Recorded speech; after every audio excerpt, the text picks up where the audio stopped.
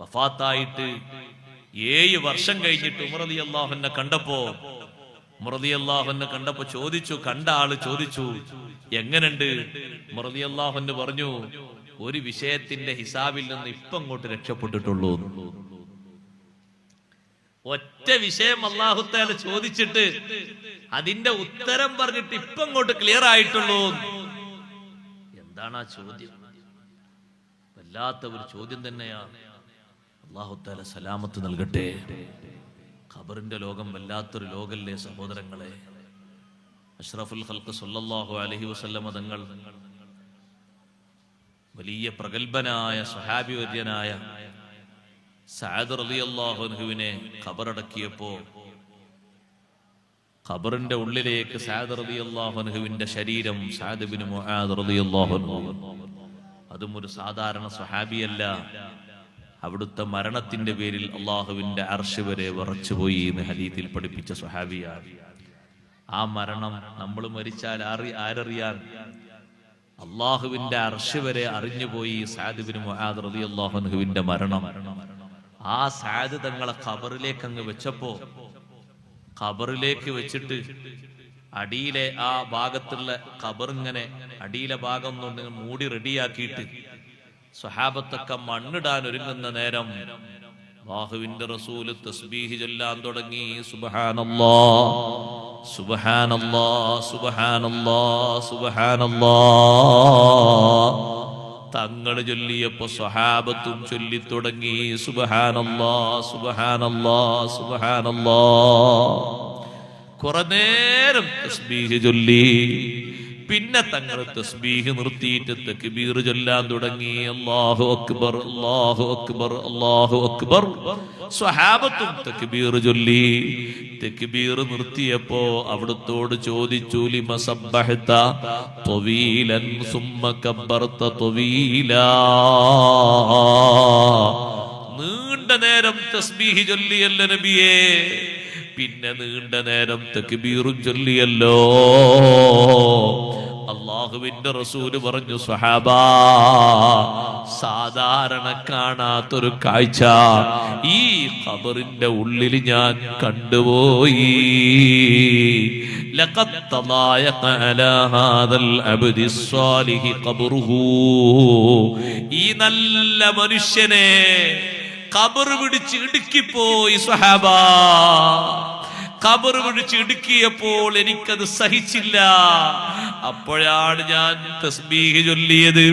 നിങ്ങളും എന്റെ കൂടെ കുറെ നേരം തസ്ബീഹ് ചൊല്ലിയത്. സഹോദരങ്ങളെ, തസ്ബീഹ് കുറെ നേരം അള്ളാഹുവിനല്ലേ വാഴ്ത്തുന്നത്? പടച്ച റബ്ബിനല്ലാതെ ഈ പിടുത്തം വിടാൻ കഴിയുമോ? ഖബറിന്റെ 2 ഭിത്തികൾ ഒന്നാകെ അങ്ങ് കൂടിപ്പോയാൽ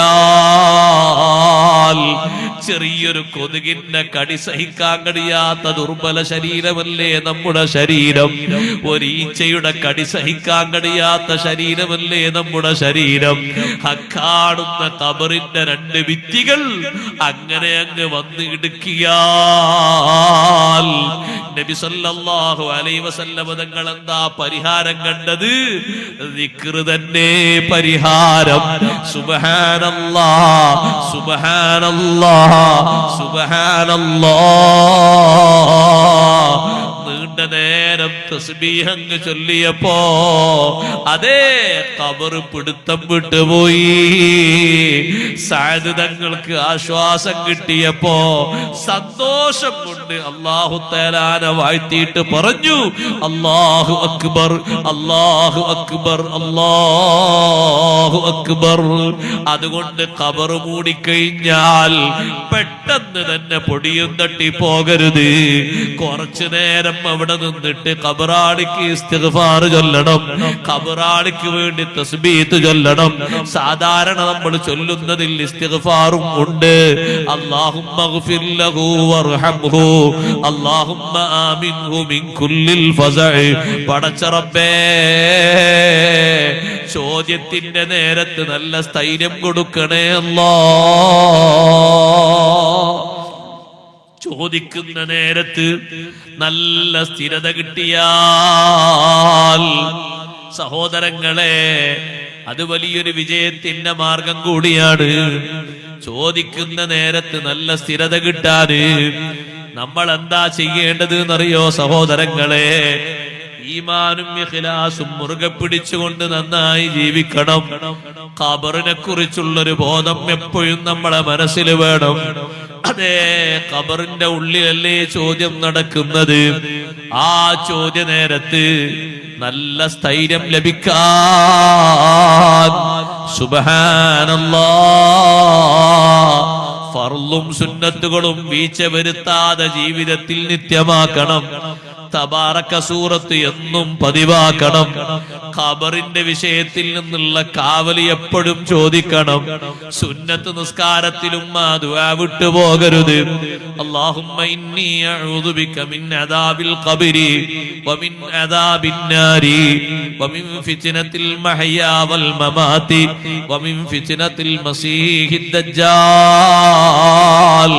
ഒരൊറ്റ നിസ്കാരത്തിലും അല്ലാഹുവിന്റെ റസൂല് ആ ദുആ ഒഴിവാക്കിയിട്ടില്ല. അല്ലാഹുമ്മ സ്വല്ലി അലാ മുഹമ്മദ് എന്നെത്തുമ്പോഴേക്ക് തിരക്കും പിടിച്ച് സലാം വീട്ടിയിട്ട് എണീറ്റ് പോകണ്ട ഉമ്മമാരെ. അല്ലാഹുമ്മ സ്വല്ലി അലാ മുഹമ്മദിൻ വഅലാ ആലിഹി, ആലിന്റെ മേൽ സ്വലാത്ത് ചൊല്ലണം. അത് സുന്നത്താണ്, നിസ്കാരത്തിന്റെ പൂർണ്ണതക്ക് അനിവാര്യമാണ്. വഅലാ ആലിഹി എന്ന് ചൊല്ലിയ ശേഷം അല്ലാഹുമ്മ ഇന്നി അഊദു ബിക മിൻ അദാബിൽ ഖബരി വമിൻ അദാബിൻ നാരി വമിൻ ഫിത്നത്തിൽ മഹ്യാ വൽ മമാത് വമിൻ ഫിത്നത്തിൽ മസീഹിദ് ദജ്ജാൽ. ചോദിക്കുന്ന നേരത്ത് പതറിപ്പോകരുത്. നന്നായി ആ ചോദ്യത്തിന് അള്ളാഹുവിനോട് കാവൽ ചോദിക്കണം. ചോദ്യത്തെക്കുറിച്ച് നല്ല ബോധ്യത്തോടെ ജീവിക്കണം. പടച്ച റബ്ബിനോട് ആ നേരത്ത് സ്ഥിരത കിട്ടാൻ തസ്ബീത്ത് കിട്ടാൻ ഈമാനും ഇഖ്ലാസും എപ്പോഴും ഊട്ടിയുറപ്പിക്കണം. ഈമാനിന് ലെവലേശം സംശയമുണ്ടാകരുത്. ഞാൻ പറഞ്ഞ വിഷയം തന്നെ തുടരട്ടെ. അംർ ഇബ്നുൽ ആസ് റളിയല്ലാഹു അൻഹു തന്റെ കൂട്ടുകാരോടും മക്കളോടും പറഞ്ഞത്, ഒന്നാമത്തെ വിഷയം എനിക്ക് നിങ്ങളവിടെ നിൽക്കുമ്പോ നേരം പോക്ക് ലഭിക്കുമെന്നാണ്. രണ്ടാമത്തതോ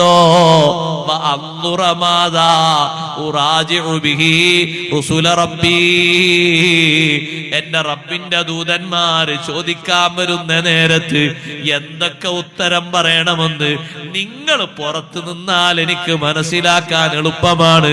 അതുകൊണ്ട് പെട്ടെന്ന് പോകരുതേ.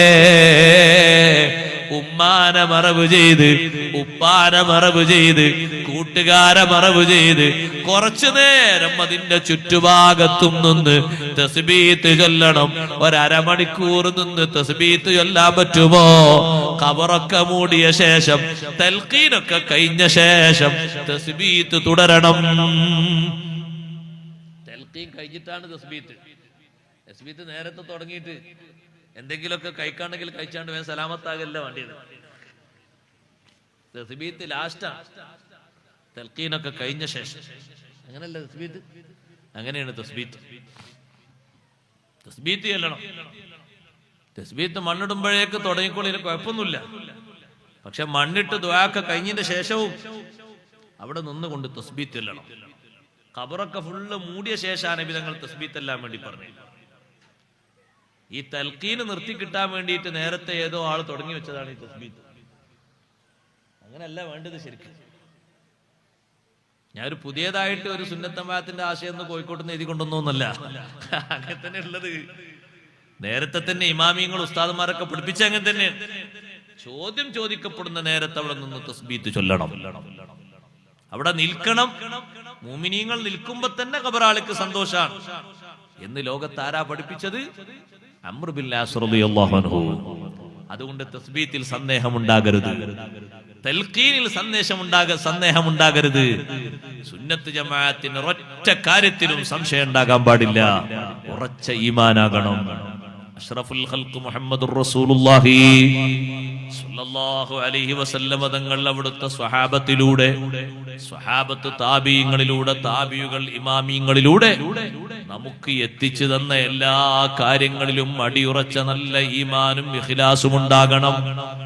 ഈമാനിൽ ലവലേശം മാറ്റമുണ്ടായാൽ, നിഫാഖ് ബാധിച്ചു പോയാൽ, ബിദ്അത്ത് ബാധിച്ചു പോയാൽ, ഏറ്റവും വലിയ സങ്കടം വരുന്നൊരു നേരമാണ് ഖബറിന്റെ ലോകം കേട്ടോ. മറ്റൊന്ന് മഹ്ശറിൽ വെച്ച് മുഅ്മിനീങ്ങള് അവരുടെ നൂറോടെ മുന്നോട്ട് നീങ്ങുമ്പോ പിന്നാലെ ഇരുട്ടിൽ തപ്പുന്ന മുനാഫിക്കുകൾ വിളിക്കും, അലം നകും മഅകും, നമ്മൾ നിങ്ങളോടൊപ്പം ജീവിച്ചവരല്ലേ, ഒപ്പം നിസ്കരിച്ചവരല്ലേ, ഒപ്പം പലതും പലതും ചെയ്തവരല്ലേ. മുഅ്മിനീങ്ങൾ പറയും ഖാലൂ ബലാ, സംഗതിയൊക്കെ അങ്ങനെ തന്നെ. വലാകിന്നകും ഫതൻതും അൻഫുസകും വതറബ്ബസ്തും വർതബ്തും വഗറത്കുമുൽ അമാനിയു ഹത്താ ജാഅ അംറുല്ലാഹി വഗറക്കും ബില്ലാഹിൽ ഗറൂർ. ദുനിയാവിലെ താൽപര്യങ്ങളും ആഗ്രഹങ്ങളും നിങ്ങളെ വഞ്ചിച്ചു കളഞ്ഞു. പല വിഷയങ്ങളിലും നിങ്ങൾ സംശയിച്ചു പോയി. പലതും ശരിയല്ല എന്ന് നിങ്ങൾ മനസ്സിലാക്കിപ്പോയി. വഗറക്കും ബില്ലാഹിൽ ഗറൂർ. മഹാവഞ്ചകനായ പിശാച് നിങ്ങളെ ചതിച്ചുപോയി എന്ന് ഈമാനുള്ളവരും മറുപടി പറഞ്ഞ് മുന്നോട്ട് നീങ്ങും. സഹോദരങ്ങളെ, മുനാഫിക്കുകൾ ഇരുട്ടിൽ തപ്പുകയാണ്. ഒരു പ്രയോജനമുണ്ടാകുമോ? ഇല്ലല്ലോ. ഏറ്റവും കടുത്ത ശിക്ഷ കൊടുക്കാൻ വിധിക്കപ്പെട്ട നരകത്തിലെ അടിത്തട്ട് അല്ലാഹു തയ്യാറാക്കിയിരിക്കുന്നത് ആർക്കാണ്? ഇന്നൽ മുനാഫിഖീന ഫിദ്ദർക്കിൽ അസ്ഫലി മിനന്നാർ. കപടന്മാർക്കല്ലേ നരകത്തിലെ അടിത്തട്ട്. കപട വിശ്വാസികൾക്കല്ലേ വിശ്വാസരംഗത്ത് വൈകല്യം സംഭവിച്ചു. നിസ്കാരത്തിന് കുറവൊന്നുമില്ല, മറ്റു സുഹൃതങ്ങൾക്ക് കുറവൊന്നുമില്ല, കുറവുള്ളത് ഈമാനിനാണ്. ഈമാനിന് കുറവുണ്ടാകാൻ പാടില്ല. ലോകത്ത് ഈമാനിന് കുറവുള്ള വിഭാഗങ്ങൾ ഇങ്ങനെ വർദ്ധിച്ചു കൊണ്ടിരിക്കുകയാണ് പല ഭാഗങ്ങളിലും. അതിൽപ്പെട്ട ഏറ്റവും വലിയൊരു വിഭാഗമാണ് ഷീഇയ്യത്ത്, ഷിയാക്കൾ എന്ന് പറയുന്ന വിഭാഗം. വിശ്വാസരംഗത്ത് വലിയ വൈകല്യമുള്ള കൂട്ടരാണ്. 1, 2 ഒന്നല്ല, 10, 45 വിഭാഗം ഉണ്ടവര്. കിതാബിൽ തന്നെ അങ്ങനെ പഠിപ്പിക്കുന്നുണ്ട്. 10, 45 വിഭാഗം ഉണ്ട്. പള്ളി ദർസിൽ ഓതുന്ന ഷറഹുൽ അഖായിദിന്റെ ഷർഹുകളിലൊക്കെ കാണാം. ചില വിശ്വാസങ്ങൾ കേൾക്കുമ്പോൾ അവർ ഇത്രയും പോയത്തക്കാരാണോ എന്ന് ചിന്തിച്ചു പോകും. സൈദിയത്ത് എന്ന് പറയുന്ന ഒരു വിഭാഗം ഉണ്ട്. അതില് അവരിപ്പുണ്ടോന്ന് അറിയില്ല. അവരെന്താ പറയുന്നത് അറിയോ? ഈ മഴ പെയ്യുന്നതൊക്കെ അതൊക്കെ അല്ലാഹു തആലാന്റെ മൂത്രാണ് എന്ന് അവര് പറയുന്നത്. നിങ്ങൾ ആലോചിച്ച് നോക്കുക, അവരെ വിശ്വാസത്തിന്റെ ഒരു വൈകല്യവും. അവർക്കുണ്ട് പള്ളി, അവർക്കുണ്ട് നിസ്കാരം, അതുകൊണ്ട് മാത്രം കാര്യമില്ല. വിദേശത്ത് ചില സ്ഥലങ്ങളിലൊക്കെ പോയാൽ വാങ്ക് തന്നെ മാറിയത് കാണാം. നമ്മുടെ നാട്ടിൽ വാങ്ക് മാറിയിട്ടുണ്ടോ? ഇല്ല. അവിടെ അഷ്ഹദു അല്ലാ ഇലാഹ ഇല്ലല്ലാഹ് എന്ന് പറഞ്ഞാൽ ചില സ്ഥലത്തൊക്കെ അഷ്ഹദു അന്ന അലി വലിയുല്ലാഹ് എന്ന് കേൾക്കാം. ചില സ്ഥലത്ത് അഷ്ഹദു അന്ന അലി റസൂലുള്ളാഹ് എന്നും കേൾക്കാം. അല്ലാഹു തആല കാത്തുരക്ഷിക്കട്ടെ. മനുഷ്യന്മാരെ വിശ്വാസപരമായിട്ടുള്ള വൈകല്യങ്ങളാണിത്. അഷ്റഫുൽ ഖൽഖ് സല്ലല്ലാഹു അലൈഹി വസല്ലം തങ്ങളുടെ വിശ്വാസത്തിൽ വൈകല്യം സംഭവിച്ച ബിദ്അത്തുകാർ, നിഫാഖ് ബാധിച്ചവർ, അവരെല്ലാം കുടുങ്ങുന്നൊരു ലോകമാണ് അവിടെ. ഏറ്റവും അധികം ഈമാൻ ഇല്ലാത്ത ആളുകള് ഒന്ന് മുസ്ലിമായെങ്കിലെങ്കിലും മതിയായിരുന്നു എന്ന് വിചാരിക്കുന്നൊരു നേരം എപ്പോഴാണെന്നറിയോ? ഒന്നാമത്തെ തട്ടിൽ നിന്ന് ദോഷികളായ മുഅ്മിനീങ്ങളുടെ ശിക്ഷ കഴിഞ്ഞിട്ട് ഘട്ടം ഘട്ടമായി അവരെ സ്വർഗത്തിലേക്ക് കയറ്റിക്കൊണ്ടുപോകുമ്പോ 6 തട്ടുകളിലും കിടക്കുന്ന ആളുകൾ പറയും, ദോഷികളായ മുസ്ലിമെങ്കിലും ആയില്ലല്ലോ. ഒന്നാമത്തെ തട്ടിൽ കടന്നാലും കുഴപ്പമില്ലായിരുന്നു, അവർക്ക് രക്ഷ കിട്ടിയല്ലോ ഈമാനിന്റെ പേരില്, നമുക്ക് അതും കിട്ടിയില്ലല്ലോ എന്ന് ബാക്കി 6 തട്ടിലും ഉള്ള ആളുകൾ ആവർത്തിച്ചവര് പറയും, റുബമായ വദ്ദുല്ലദീന കഫറൂ ലൗ കാനൂ മുസ്ലിമീൻ. ഈമാനില്ലാത്ത ആളുകൾ ഒന്ന് മുസ്ലിമായിരുന്നെങ്കിൽ, ഒന്ന് ഇസ്ലാമോടെ ജീവിച്ചിരുന്നുവെങ്കിൽ എന്ന് ചിന്തിക്കുന്ന, വളരെ കൂടുതൽ ആഗ്രഹിക്കുന്ന, വിളിച്ചു പറയുന്ന നേരം അത് പരലോകമാണ് സഹോദരങ്ങളെ. ഈമാൻ ഇവിടുന്ന് കാത്തു സൂക്ഷിക്കേണ്ടതാണ്, ഇവിടുന്ന് സമ്പാദിക്കേണ്ടതാണ്. അവിടെ പോയി മൂമിനാകാൻ എല്ലാവരും റെഡിയാണ്. ഏറ്റവും അധികം അതേ പരലോകത്തുനിന്ന് ഞങ്ങൾ ഈമാനിലേക്ക് വന്നുകൊള്ളാം, ഞങ്ങൾ മുസ്ലിമായി കൊള്ളാം എന്ന് പറയുന്നവരാരാണ്? സത്യനിഷേധികളാണ്. അവരാണ് ഏറ്റവും അധികം അല്ലാഹുവിനോട് പറയാ, ഫലോ അന്നലന കറ, ഒരു ചാൻസ് കൂടി തരുമോ പടച്ചോനെ, ഒറ്റ ചാൻസ് കൂടി, ഫനകൂന മിനൽ മുഅ്മിനീൻ, ഞങ്ങൾ മുഅ്മിനീങ്ങളിൽ പെട്ടുംകൊട്ട് വരാം. ഈമാൻ കൊള്ളാൻ ചെറിയൊരു പ്രയാസം ഞങ്ങൾക്ക് വന്നു, അത്രേ ഉള്ളൂ, ഒരു ചാൻസ് കൂടി നീ തന്നാ മതി. നടക്കോ ഇനി അത്? അള്ളാഹു നമ്മുടെ ഈമാൻ സലാമത്താക്കി തരട്ടെ. ഈമാനിന് രാജിയാകുന്ന, ഈമാനിന് എതിരാകുന്ന ഒരു വാക്കും പ്രവൃത്തിയും വരാതെ നമ്മുടെ ഈമാനെ കാത്തു സൂക്ഷിക്കണം. ഈമാനിന് കേടുപാട് സംഭവിക്കരുത്. ഈമാനിന് കേടുപാട് സംഭവിച്ചാൽ പിന്നെ എത്ര വലിയ അമല്, കോടിക്കണക്കിന് ലക്ഷക്കണക്കിന് അമല് ചെയ്തിട്ടും കാര്യമില്ല. ഏറ്റവും പ്രധാനപ്പെട്ട ഒരു കാര്യം ആ വിഷയത്തിൽ ഞാൻ ഓർമ്മപ്പെടുത്തട്ടെ. നിയമങ്ങൾക്ക് നിയമത്തിന്റെ വില തന്നെ നമ്മുടെ ഖൽബിൽ വേണം.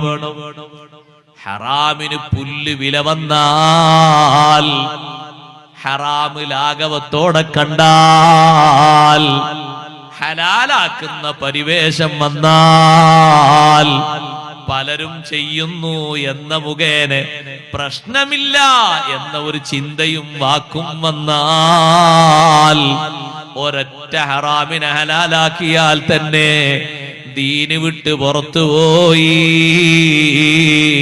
അള്ളാഹു നമ്മളെ കാത്ത് രക്ഷിക്കട്ടെ. കുറ്റകൃത്യങ്ങൾക്ക് കൂടുതൽ സൗന്ദര്യവും അതിന് ആസ്വാദകരും അതിന് പ്രേക്ഷകരും അതിന് സമ്പാദകരും അതിന് പ്രസിദ്ധീകരിക്കുന്ന ആളുകളും അതിന് പബ്ലിസിറ്റി ചെയ്യുന്നവരും ലോകതലത്തിൽ വർദ്ധിക്കുകയും അതിന്റെ വിവിധ മുഖങ്ങൾ ലോകതലത്തിൽ വരികയും അതിന്റെ ആളുകളായിട്ട് പലരും മാറുകയും ചെയ്യുമ്പോ, മുസ്ലിമേ, നിന്റെ ഖൽബിലെങ്ങാനും ഒരിക്കലെങ്ങാനും തോന്നിപ്പോയാൽ, ഇതിനൊന്നും പ്രശ്നമില്ലാന്ന് തോന്നിപ്പോയാൽ, പച്ച ഹറാമിന് കുഴപ്പമില്ലെന്ന് തോന്നിപ്പോയാൽ, ഈമാന് പോയി കേട്ടോ. ഇതിനത്ര പ്രശ്നമൊന്നുമില്ല. എത്ര ആളുകൾ ഇതിന്റെ പിന്നിലുണ്ട്, എത്ര ആളുകൾ ഇത് ചെയ്യുന്നുണ്ട് എന്നൊരു തോന്നല് വന്നാൽ, സുബ്ഹാനല്ലാഹ്, നമ്മുടെ ഈമാന് പോയി. അതുകൊണ്ടാണ് ഹറാമിനെ ഹറാമായിട്ട് തന്നെ കാണണം, ഹറാമിനെ ഹറാമായിട്ട് തന്നെ കാണണം. എത്ര സന്നിഗ്ധ ഘട്ടമാണെങ്കിലും അതിനോട് സമരസപ്പെടുന്ന ഒരു രംഗം നമുക്ക് ഉണ്ടായിക്കൂടാ. എത്ര ബുദ്ധിമുട്ടുള്ള സംഗതി വന്നാലും അത് സ്വീകരിക്കുന്ന ഒരു സന്ദർഭം ഉണ്ടായിക്കൂടാ. ലാഘവത്തോടെ കാണരുത്, ലാഘവത്തോടെ കാണരുത്. ഹറാമിനെ ഹറാമായിട്ട് തന്നെ കാണണം. അതിനൊന്നും പ്രശ്നമില്ല എന്ന് കാണരുത്. പ്രായപൂർത്തിയും പക്വതയും എത്തിയിട്ട് 1-2 മക്കളുള്ള ഒരു ഉപ്പയോട് അല്ല, അങ്ങനെയൊന്നും ഈ രൂപത്തിലൊന്നും വസ്ത്രം ധരിക്കാൻ പാടില്ലല്ലോ. ഇസ്ലാമികമായിട്ട് അതൊക്കെ വളരെ മോശപ്പെട്ട കാര്യമില്ലേ എന്ന് ഒരു ഉസ്താദ് നല്ല ഉപദേശം നൽകിയതാണ്. അയാളെ ബുദ്ധിമുട്ടാക്കിയ അല്ലെങ്കിൽ അപമാനിക്കുക ഒന്നുമില്ല, വ്യക്തിപരമായിട്ട് ഉപദേശിച്ചതാണ്. അപ്പൊ അയാള് പറഞ്ഞു, ഉസ്താദേ, എല്ലാ കാര്യങ്ങളും നോക്കിയിട്ട് ഇപ്പൊ ദുന്യാവിൽ ജീവിക്കാൻ കഴിയും, കുറച്ചൊക്കെ എങ്ങനെ ഇല്ലാതെ ഇപ്പൊ എങ്ങനെ ജീവിക്കാം? സുബ്ഹാനല്ലാഹ്, എന്താണ് ആ പറഞ്ഞതിന്റെ അർത്ഥം? ഇതൊക്കെ കുറച്ച് അനുവദിക്കണം എന്നല്ലേ ആ പറഞ്ഞ മനസ്ഥിതി? ഉസ്താദ് പറയുന്നത്, ഈ രൂപത്തിലുള്ള നിങ്ങൾ ധരിച്ചിരിക്കുന്ന ഈ വസ്ത്രം അത് ശരിയല്ല, അറിവില്ലാതെ ധരിച്ചതാണെങ്കിൽ നിങ്ങൾ തിരുത്തണം. നിങ്ങളെ മോനും ധരിച്ചിരിക്കുന്നത് അങ്ങനെ തന്നെയാണല്ലോ. വളരെ കടുത്ത ഭാഷയിലല്ലേ നബി സല്ലല്ലാഹു അലൈഹി വസല്ലം ഇത് പറഞ്ഞത്? അള്ളാഹുവിന്റെ റഹ്മത്തിന്റെ നോട്ടം നോക്കൂല എന്നൊക്കെ ഇതിന്റെ വിഷയവുമായി ബന്ധപ്പെട്ട് പറഞ്ഞിട്ടില്ലേ? ഈ വിഷയം നമ്മിൽ നിന്ന് ഉണ്ടാകാതെ സൂക്ഷിക്കുകയല്ലേ വേണ്ടത് എന്ന് പറഞ്ഞപ്പോ മറുപടി എന്താണെന്നറിയോ? ഇങ്ങനൊക്കെ അല്ലാതെ ഇപ്പത്തെ കാലത്ത് ജീവിക്കാൻ കഴിയോന്നാണ്. സഹോദരങ്ങളെ, ഏത് കാലം മാറി വന്നാലും ഹറാം ഹറാമായിട്ട് തന്നെ വിലയിരുത്തണം. ഹലാലിന്റെ പരിവേഷം കൊടുത്തുകൂടാ. +2 കാരിയായ ഒരു പെണ്ണിനെ പർദ്ദ ധരിച്ച് മഫ്ത ധരിച്ച് ബുർഖ ധരിച്ച ഉമ്മാന്റെ കൂടെ തോളിൽ ഒരു ഷാളുമിട്ടിട്ട് കണ്ടപ്പോ ഒരു പൊതുപ്രവർത്തകനായ ദീനീ പ്രവർത്തകൻ പറഞ്ഞു, ഉമ്മ നിങ്ങൾ നല്ല മുത്തഖിയായ ഉമ്മയാണ്, പക്ഷേ കെട്ടിക്കാൻ പ്രായമായ നിങ്ങളെ കൂടെയുള്ള ഈ മകള് +2 പഠിച്ചു കഴിഞ്ഞ ഈ പെണ്ണ് തലയിൽ ഒരു തട്ടമില്ലാതെ തോളിൽ ഒരു തട്ടമിട്ടിട്ടല്ലേ പോകുന്നത്, തലയിൽ തട്ടമിടാതെ നടക്കുന്നത് ഹറാമല്ലയോ എന്ന് പറയുന്ന സമയത്ത് മറുപടി വന്നത് എങ്ങനെയെന്നറിയോ? നമ്മൾ വാക്കുകളെ ശ്രദ്ധിക്കാനാ ഞാൻ പറയുന്നത്. അതൊരു പൊതുജീവിതം ആരംഭിക്കുമ്പോഴൊക്കെ ആരംഭിച്ചാ പോരെ, തട്ടമിട്ടിട്ട് ബുർഖയിട്ടിട്ട് പർദ്ദയിട്ട് മട്ടത്തിൽ നടക്കുന്നത് മതിയോ സഹോദരാ, മതിയോ ഉമ്മ? അതുവരെ ഈ ഹറാമിന് പെർമിഷൻ ഉണ്ട് എന്നാണോ പറയുന്നത്? ആരാ നമുക്ക് അനുവാദം നൽകിയത്? ആരാ നമുക്ക് അംഗീകാരം നൽകിയത്? ഇതിന് കുഴപ്പമില്ലെന്ന് വെച്ചാൽ ഇത് പാടില്ലെന്ന് പറയുന്ന വിഷയം നമ്മൾ തിരുത്തിയില്ലയോ? നന്നായി നമ്മൾ ശ്രദ്ധിക്കണം, നമ്മൾ സൂക്ഷിക്കണം. ഹറാമിനെ ലാഘവത്തോടെ കാണരുത്. ഹറാമിനെ വർജിക്കുന്ന മനസ്സാണ് എപ്പോഴും ഉണ്ടാകേണ്ടത്. പൂർവികർ ഈമാനെ കാത്തു സൂക്ഷിച്ചത് നോക്ക് നിങ്ങൾ. ഞാൻ ഒറ്റ ഉദാഹരണം പറയട്ടെ. ബഹുമാനപ്പെട്ട ഉമർ ഇബ്നുൽ ഖത്താബ് റളിയല്ലാഹു അൻഹുവിന്റെ കാലഘട്ടത്തിൽ മുസ്ലിങ്ങളിൽപ്പെട്ട ഒരു കൂട്ടം ആളുകളെ റോമിൽപ്പെട്ട രാജാവിന്റെ ഒരു പോരാളി, റോമിലെ രാജാവ് അന്ന് മുസ്ലിമല്ല, അദ്ദേഹം ക്രിസ്ത്യാനിയാണ്. ആ രാജാവിന്റെ ഒരു പോരാളി ഉമർ ഇബ്നുൽ ഖത്താബ് റളിയല്ലാഹു അൻഹു ഭരിക്കുന്ന കാലത്ത് മുസ്ലിങ്ങളെ കൂട്ടത്തിൽപ്പെട്ട ഒരു കൂട്ടം ആളുകളെ പിടിച്ച് അറസ്റ്റ് ചെയ്തു. സുബ്ഹാനല്ലാഹ്. റോമിലെ രാജാവിന് വിവരം കിട്ടി, ഇങ്ങനെ ഒരു കൂട്ടം ആളുകളെ അറസ്റ്റ് ചെയ്തിട്ടുണ്ട് എന്ന് വിവരം കിട്ടി. റോമിലെ രാജാവ് പറഞ്ഞു, അവരെ എല്ലാവരെയും ചെങ്ങലയിൽ ബന്ധിക്കണം. ചെങ്ങലയിൽ ബന്ധിച്ച് രാജാവിന്റെ മുന്നിലേക്ക് കൊണ്ടുവരുമ്പോ റുക്കൂഇന്റെ രൂപത്തിലേ കൊണ്ടുവരാവൂ. റുക്കൂഇന്റെ രൂപത്തിൽ രാജാവിന്റെ മുന്നിലേക്ക് കടക്കുന്ന രൂപത്തില് ആ രാജാവിന്റെ മുന്നിലേക്ക് നേർക്ക് കടക്കാൻ പറ്റൂല. ഒന്ന് വളഞ്ഞിട്ട് രാജാവിന്റെ മുന്നിലേക്ക് പോകണം. നിർബന്ധമായിട്ടും ഒരാൾക്ക് റുക്കൂ ചെയ്യിപ്പിക്കുന്ന സ്വഭാവമാണ്. സുബ്ഹാനല്ലാഹ്. മുസ്ലിങ്ങളെ കൂട്ടത്തിൽപ്പെട്ട ഒരാളെ രാജാവിന്റെ മുന്നിലേക്ക് അങ്ങനെ കൊണ്ടുപോകാൻ വേണ്ടി അതേ ചെങ്ങലയിൽ ബന്ധിച്ച് റുക്കൂഇന്റെ രൂപത്തിൽ കൊണ്ടുപോകുന്ന സ്ഥലത്ത് എത്തിയപ്പോ റുക്കൂഇന്റെ രൂപത്തിൽ അങ്ങോട്ട് കടക്കണമെന്ന് പറഞ്ഞപ്പോ അദ്ദേഹം പറഞ്ഞു, ഇന്നീ ലഅസ്തഹീ മിൻ മുഹമ്മദിൻ സ്വല്ലല്ലാഹു അലൈഹി വസല്ലമ അൻ അദ്ഖുല അലൽ കാഫിരി കഹൈഅത്തിർ റാകിഈ. അല്ലാഹുവിന്റെ റസൂല്, ഞാൻ വിശ്വസിച്ച മുത്ത് നബി തങ്ങള് ഞാൻ ഈ ചെയ്യുന്നത് കാണുന്നുവല്ലോ, അള്ളാന്റെ റസൂല് കാണുമല്ലോ. നബി തങ്ങൾ വഫാത്തായിട്ട് വർഷങ്ങൾ കഴിഞ്ഞിട്ടുണ്ട്. ഒരു കാഫിറിന്റെ സവിധത്തിലേക്ക് റുക്കൂ ചെയ്യുന്ന കോലത്തിൽ പോകുന്നത് എനിക്ക് നാണമാണ്. സഹോദരിമാരുടെ ഭാഗത്തേക്ക് ബക്കറ്റ് വിടുന്നുണ്ട്. ഒരുപാട് സഹോദരിമാര് ഉമ്മമാര് വന്നിട്ടുണ്ട് എന്ന് സംഘാടകർ പറഞ്ഞു. നല്ല സംഭാവന കൊടുത്തേക്കണം പരിപാടിക്ക് വേണ്ടി എന്ന് പ്രത്യേകം ഓർമ്മപ്പെടുത്തും. ഇരിക്കട്ടെ സഹോദരങ്ങളെ, റുക്കൂഇന്റെ രൂപത്തിൽ എനിക്ക് അങ്ങോട്ട് കിടക്കുന്നത് നാണമാണ്, എനിക്കത് പറ്റൂലാന്ന് ഈ ഒരു മുസ്ലിങ്ങളെ കൂട്ടത്തിൽപ്പെട്ട ഒരു വ്യക്തി പറഞ്ഞപ്പോ രാജാവിന്റെ അനുയായി പറഞ്ഞു, ആ രൂപം അവിടെ നിന്ന് ഉയർത്തു. അയാള് തലകുനിച്ച് വരാതെ നേർക്ക് നേരെ വരട്ടെ. നേർക്ക് നേരെ മുന്നോട്ട് കടന്നു എന്നു. അതേ കുനിച്ചു പോകുന്ന സ്വഭാവം, അതിന്റെ തടസ്സങ്ങളൊക്കെ മാറ്റിക്കൊടുക്കാൻ പറഞ്ഞു. നേരെ രാജാവിന്റെ അനുയായിയുടെ മുന്നിലേക്ക് പോയി. ദീർഘനേരം സംസാരിച്ചപ്പോ റോം രാജാവിന്റെ അനുയായി പറഞ്ഞു, നീ ഞങ്ങളെ ദീനിൽ പ്രവേശിക്കണം. ഒരാളോട് പറയാണ്, ഞങ്ങളെ മതത്തിൽ നീ പ്രവേശിക്കണം. എന്റെ കയ്യിലുള്ള ഭരണത്തിന്റെ മോതിരം നിന്റെ കയ്യിലേക്ക് വെച്ചു തരാം. റോമിന്റെ അധികാരം നിനക്ക് ലഭിക്കും. നിനക്ക് ഇഷ്ടം പോലെ കാര്യങ്ങൾ ചെയ്യാം.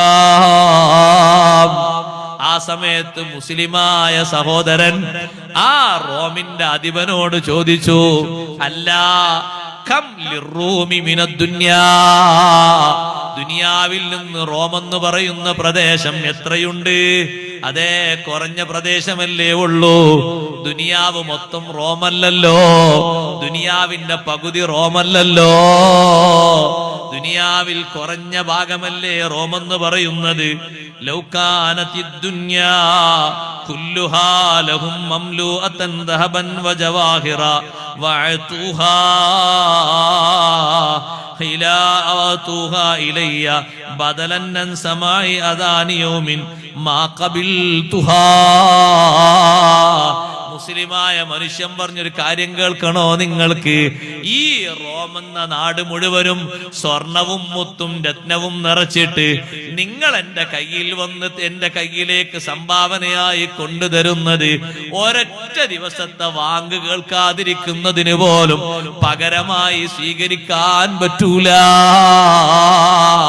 ഇന്നത്തെ വാങ്ക് നീ കേൾക്കരുത് എന്ന് പറഞ്ഞിട്ട് ഒരു വക്തിന്റെ വാങ്ക് കേൾക്കാതിരിക്കാൻ ഈ നാട് നിറയെ നിങ്ങൾ സ്വർണം എന്റെ കയ്യിൽ കൊണ്ടുവന്നാലും ഞാനത് സ്വീകരിക്കൂല. അപ്പൊ ചോദിച്ചു, ഈ റോമിന്റെ സൈന്യത്തിന്റെ അധിപൻ ചോദിച്ചു, എന്താണ് വാങ്കെന്ന് പറയുന്നത്? വാങ്കങ്ങ് ഉച്ചത്തിൽ ചൊല്ലിക്കൊടുത്തു. ആ വാങ്കിലുണ്ടല്ലോ അഷ്ഹദു അല്ലാ ഇലാഹ ഇല്ലല്ലാഹ് വ അഷ്ഹദു അന്ന മുഹമ്മദർ റസൂലുള്ളാഹ്. ആ രണ്ട് വാക്കുകൾ കേട്ടപ്പോ റോമിന്റെ അധിപൻ പറഞ്ഞു, നേതാവ് പറഞ്ഞു, ഈ മനുഷ്യന്റെ മനസ്സില് ഖസ്സബത ഹുബ്ബു മുഹമ്മദിൻ ഫീ ഖൽബിഹി, മുഹമ്മദ് നബി സല്ലല്ലാഹു അലൈഹി വസല്ലം തങ്ങളോടുള്ള ഹുബ്ബ് ഇയാളെ മനസ്സിൽ ഉറച്ചു പോയിട്ടുണ്ട്. പെട്ടെന്നൊന്നും ഇയാളെ മടക്കാൻ കഴിയൂല. മുസ്ലിങ്ങളെ കൂട്ടത്തിൽപ്പെട്ട ഒരാളെ വിളിച്ചുകൊണ്ട് ഒരാളെ പിടിച്ച് പോസ്റ്റ്മോർട്ടം ചെയ്യാൻ. അധികാരത്തിന്റെ മോതിരമാണ് കയ്യിലേക്ക് തരാമെന്ന് പറഞ്ഞത്. അധികാരത്തിന്റെ മോതിരോ? ഈ നാട് മൊത്തം നിങ്ങൾ സ്വർണവും മുത്തും മറ്റൊക്കെ നിറച്ചു വന്നാലും ഒരു നേരത്തെ വാങ്ക് കേൾക്കണ്ടെന്ന് പറഞ്ഞാൽ എനിക്കത് സഹിക്കൂല. പിന്നല്ലേ നാടിന്റെ അധികാരം മൊത്തം. അപ്പൊ വാങ്ക് അങ്ങോട്ട് കൊടുത്തപ്പോഴാണ് മറ്റേ ആള് പറഞ്ഞത്, ആ വാങ്കിലുണ്ടല്ലോ അഷ്ഹദു അന്ന മുഹമ്മദ് റസൂലുള്ളാഹ്, മുഹമ്മദ് നബി സല്ലല്ലാഹു അലൈഹി വസല്ലം തങ്ങളോടുള്ള ഹുബ്ബ് ഇവരൊക്കെ കൽബിൽ ഉറച്ചു പോയിട്ടുണ്ട്. പെട്ടെന്ന് ഇവരെ മടക്കിയെടുക്കാൻ പറ്റൂല. അതുകൊണ്ട് നമുക്ക് താമസിപ്പിച്ചുകൊണ്ട് ശിക്ഷകൾ കൊടുക്കാം. സൈന്യങ്ങളോട് ഉത്തരവിടുന്നു. എന്താണ് അടുത്ത ഉത്തരവ്? വലിയ ഒരു തീ കത്തിച്ചിട്ട് അതിന്റെ മേലെ ഒരു ചെമ്പ് കൊണ്ടുവന്ന് വെക്കണം. ആ ചെമ്പിലേക്ക് വെള്ളം ഒഴിക്കണം, നിറയെ വെള്ളം ഒഴിക്കണം. ചെമ്പ് കൊണ്ടുവന്നു വെക്കുന്നു. മുസ്ലിങ്ങളെ കൂട്ടത്തിൽ നിന്ന് നേരത്തെ ചോദ്യം ചെയ്ത് ഉത്തരം പറഞ്ഞ് വാങ്ങൊക്കെ കൊടുത്ത ആള് ചെമ്പ് കാണുകയാണ്. നമ്മളൊന്ന് ഈമാനിനെ ചിന്തിക്കണം കേട്ടോ. ചെമ്പ് കാണുകയാണ്. ആ ചെമ്പിന്റെ അടിയിൽ തീ എങ്ങനെ കത്തുന്നു? വെള്ളം കൊണ്ടുപോയി ഒഴിക്കുന്നു. വെള്ളം എങ്ങനെ തളച്ചു പൊന്തിയപ്പോ പിടിച്ച് വെള്ളത്തിലേക്ക് അയാളെ വലിച്ചെറിയൂ എന്ന് പറഞ്ഞു. അവരെല്ലാവരും കൂടി പിടിച്ച് ഈ മനുഷ്യനെ ചെമ്പിലേക്ക് വലിച്ചെറിയുമ്പോ ചെമ്പിലേക്ക് എത്തുന്നത് കുറെ ദൂരത്ത് നിന്ന് എറിഞ്ഞിട്ടാണ്. ചെമ്പ് തൊടാനായ നേരത്ത് മുസ്ലിം അങ്ങ് ചൊല്ലിപ്പോയി, ബിസ്മില്ലാഹിർ റഹ്മാനിർ റഹീം. റഹ്മാനും റഹീമുമായ അല്ലാഹുവിന്റെ ഇസ്മോടുകൂടെ പടച്ച റബ്ബല്ലേ ഈ തീന് ശക്തി കൊടുക്കുന്നവൻ, പടച്ച റബ്ബല്ലേ ഈ വെള്ളം തിളപ്പിക്കുന്നവൻ, പടച്ച റബ്ബല്ലേ ഈ തീന് ചൂട് കൊടുക്കുന്നവൻ, ആ അള്ളാഹുവിന്റെ ഇസ്മോടെ ഞാൻ ഇതിലേക്ക് പ്രവേശിക്കുന്നു എന്ന് ബിസ്മീൻ ചൊല്ലിയിട്ട് ആ ചെമ്പിലേക്ക് അങ്ങ് കിടന്ന് ഒരു ഭാഗത്തുകൂടെ പ്രവേശിച്ച് മറ്റൊരു ഭാഗത്തുകൂടെ പുറത്തേക്ക് വന്നു. സുബ്ഹാനല്ലാഹ്. അവർക്കൊന്നും തൊടാൻ കഴിയാതെ തിളച്ചു മറിയുന്ന വെള്ളം, അതിന്റെ ചൂടിന്റെ ഡിഗ്രി കൊണ്ട് എത്രയോ ഉയരത്തിലേക്ക് അതിന്റെ ആവി പൊങ്ങുന്നുണ്ട്. അത്ഭുതപ്പെട്ടുപോയി. വല്ലാത്തൊരു മനുഷ്യൻ തന്നെയാണ്, വല്ലാത്തൊരു ഈമാൻ തന്നെയാണ്.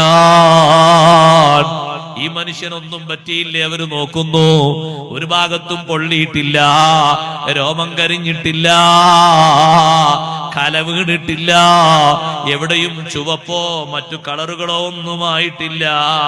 അതാ അടുത്ത ശിക്ഷ കൊടുക്കാൻ വേണ്ടി ഉത്തരവിടുന്നു. രാജാവിന്റെ സൈന്യത്തിന്റെ അധിപൻ പറയുന്നു, ഒരു ഇരുട്ടുമുറിയിൽ കൊണ്ടുപോയി താമസിക്കണം ഈ മനുഷ്യനെ.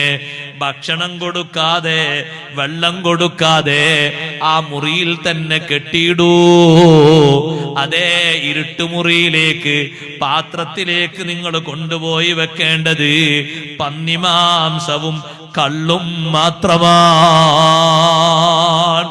പച്ചവെള്ളം കൊടുക്കരുത്, കടിക്കാൻ പറ്റുന്ന ഒരു ഭക്ഷണവും കൊടുക്കരുത്. എങ്ങനെയുണ്ട് ഈമാൻ എന്ന് ഞാനൊന്ന് നോക്കട്ടെ. റൂമിൽ കൊണ്ടുപോയി അടച്ചിടുന്നു. 40 ദിവസം കൊടുക്കാൻ വേണ്ടി പറയുന്നത് കള്ളും പന്നിമാംസവുമാണ്. പന്നിമാംസം ഹറാമല്ലേ? കള്ളും ഹറാമല്ലേ? ഖംറും ഹറാമല്ലേ? അത് കൊടുക്കാനാ പറയുന്നത്. സുബ്ഹാനല്ലാഹ്. റൂമിലുള്ള വെളിച്ചം കെടുത്തിയിട്ട് ഒരു പാത്രത്തിൽ നിറയെ കള്ളും മറ്റൊരു പാത്രത്തിൽ അതാ ചുട്ടതും പൊരിച്ചതുമായ പന്നിമാംസവും വെച്ചുകൊണ്ട് മുന്നിലേക്ക് വെക്കുന്നു. ചെറിയ സ്വബറ് മതിയോ? ചെറിയ ക്ഷമ മതിയോ? അല്ലാഹു തന്ന ഈമാനിന്റെ വലുപ്പവും, അല്ലാഹു തന്ന ഈമാനിന്റെ കടുപ്പവും, അല്ലാഹു തന്ന ഈമാനിന്റെ യശസ്സും മുഅ്മിനീങ്ങളെ നമ്മുടെ ജീവിതത്തിൽ നമ്മൾ അനുഭവിച്ചിട്ടില്ല. മുൻഗാമികൾ അനുഭവിച്ചു പോയി, മധുരം ആസ്വദിച്ചു പോയി. കുലുക്കമില്ലാത്ത ഈമാന് കയ്യിലേന്തിപ്പോയി. ഈ റൂമിന്റെ ഉള്ളിൽ വെളിച്ചം കൊടുക്കാതെ പട്ടിണിക്ക് ഈ മനുഷ്യനെ ഇട്ടിട്ട് 40 ദിവസം ഇങ്ങനെ ചെയ്തപ്പോ സുബ്ഹാനല്ലാഹ്, ബാക്കിയുള്ളവര് വിചാരിച്ചു 1-2 ദിവസമൊക്കെ അയാൾ പട്ടിണി സഹിച്ചിട്ട് പിന്നെ അയാൾ ഒരു പക്ഷേ ഭക്ഷിച്ചേക്കും എന്ന് വിചാരിച്ചു. ബാക്കിയുള്ളവര് നിർബന്ധിതമായ ഘട്ടത്തിൽ ഒരു പക്ഷേ വേണമെങ്കിൽ അത് ഭക്ഷിക്കാം.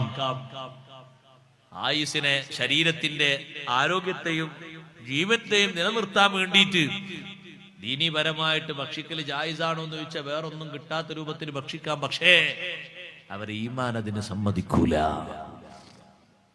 അവർ ഇഖ്ലാസ് അതിന് സമ്മതിക്കൂല. ആ ഒരു പഴുതു നോക്കിയിട്ട് അവർ ഭക്ഷിക്കൂല. 40 ദിവസം കഴിഞ്ഞിട്ട് റൂം തുറന്നു. റൂം തുറന്നപ്പോ വെച്ചതൊക്കെ അങ്ങനെയുണ്ട്. ഒന്നും കഴിച്ചിട്ടില്ല,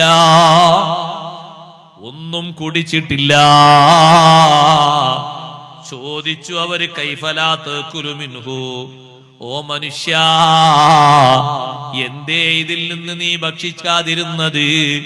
പ്രതിസന്ധി ഘട്ടത്തിൽ നിനക്കത് ഭക്ഷിക്കാമല്ലോ, നിന്റെ മതം അതിനെ അനുവദിക്കുന്നുണ്ടല്ലോ. എന്താണ് മുസ്ലിം പോരാളിയുടെ മറുപടി എന്നറിയോ? ലൗ അകൽതു മിൻഹു ലഫറഹ്തും, ഞാൻ അല്പമെങ്കിലും അതിൽ നിന്ന് ഭക്ഷിച്ചാൽ നിങ്ങൾക്ക് സന്തോഷം വരൂലേ? നിങ്ങൾ തിന്നുന്ന അല്ലാഹ് ഹറാമാക്കിയത് ഞാനും തിന്നു എന്നൊരു സന്തോഷം നിങ്ങൾക്ക് തോന്നൂലേ? അതുകൊണ്ട് നിങ്ങൾക്ക് സന്തോഷം വരണ്ടാന്ന് കരുതിയിട്ട് ഞാൻ ഒന്നും തന്നെ ഭക്ഷിച്ചില്ല. എനിക്ക് അല്ലാഹു സുബ്ഹാനഹു വ തആല ആരോഗ്യം നിലനിർത്തി തന്നു. അല്ലാഹു തആല കൊടുക്കൂലേ റിസ്ക്? അല്ലാഹു തആല കൊടുക്കും. അല്ലാഹു കൊടുക്കൂലേ ആരോഗ്യം? അല്ലാഹു തആല കൊടുക്കും ആരോഗ്യം. ഒന്നും ഭക്ഷിക്കാതെ ബുദ്ധിമുട്ടായി നിന്നിട്ട് വിശപ്പ് അനുഭവിച്ച് മരിക്കേണ്ട ഒരു ഘട്ടം വരുമോ അവർക്ക്? ഇല്ല. ഭക്ഷണമൊന്നും കടിക്കാതെ, നല്ല ഭക്ഷണമൊന്നും കൊടുക്കാതെ, ലിമിറ്റായ ഭക്ഷണം മാത്രം കൊടുത്തിട്ട് തടവിൽ പാർപ്പിച്ചിരുന്നില്ലേ ബഹുമാനപ്പെട്ട ഖുബൈബ് ബിൻ അദി റളിയല്ലാഹു അൻഹുവിനെ? ഖുബൈബ് റളിയല്ലാഹു അൻഹുവിനെ ഒരു നേരം നോക്കിയ ഹാരിത്തിന്റെ മകളായ സൈനബ് ഖുബൈബ് റളിയല്ലാഹു അൻഹു പോയി നോക്കിയപ്പോ സൈനബ് എന്ന് പറയുന്ന ആ പെണ്ണ് പറഞ്ഞു, മാ റഅയ്തു അസീറൻ ഖത്തു ഖൈറൻ മിൻ ഖുബൈബ്. ഖുബൈബ് റളിയല്ലാഹു അൻഹു പോലെ നല്ലൊരു തടവുകാരനെ ഞാൻ കണ്ടിട്ടില്ല.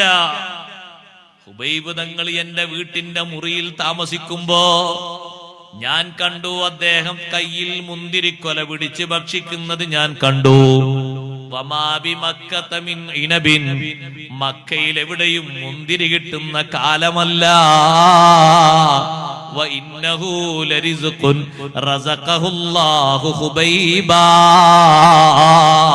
അത് ഖുബൈബ് തങ്ങൾക്ക് സെപ്പറേറ്റ് ആയി അല്ലാഹു നൽകിയ ഭക്ഷണം തന്നെ. കനിയില്ലാ കാലം നീയെ കൊടുത്തോവർ കരിഞ്ഞാമരത്തിന്മേൽ കയാ നിറച്ചോവർ. മക്കയിൽ എവിടെയും മുന്തിരി കിട്ടാത്ത കാലം, ഒരൊറ്റ മരത്തിലും മുന്തിരിയില്ലാത്ത കാലം, ഖുബൈബ് തങ്ങൾക്ക് അല്ലാഹു മുന്തിരി എന്ന ഭക്ഷണം കൊടുത്ത് സന്തോഷം നൽകിയില്ലയോ? അള്ളാഹുവിന്റെ സ്പെഷ്യൽ ആളുകൾക്ക് ഭക്ഷണം കൊടുക്കുന്നത് അല്ലാഹുവല്ലേ? അതിനാരെങ്കിലും മാധ്യമം ആവശ്യമുണ്ടോ?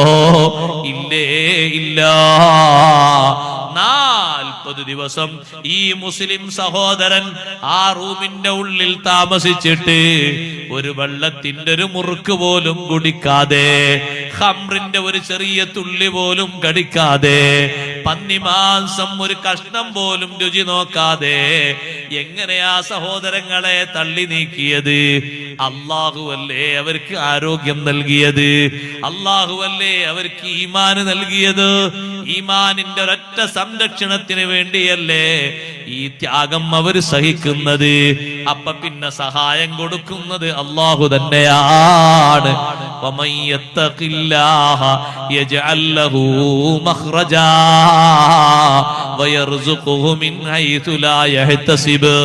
അല്ലാഹുവിന് തഖ്വ ചെയ്ത് ജീവിക്കുന്ന മനുഷ്യന് അവിചാരിത മാർഗത്തിലൂടെ അല്ലാഹു റിസ്ക് നൽകും.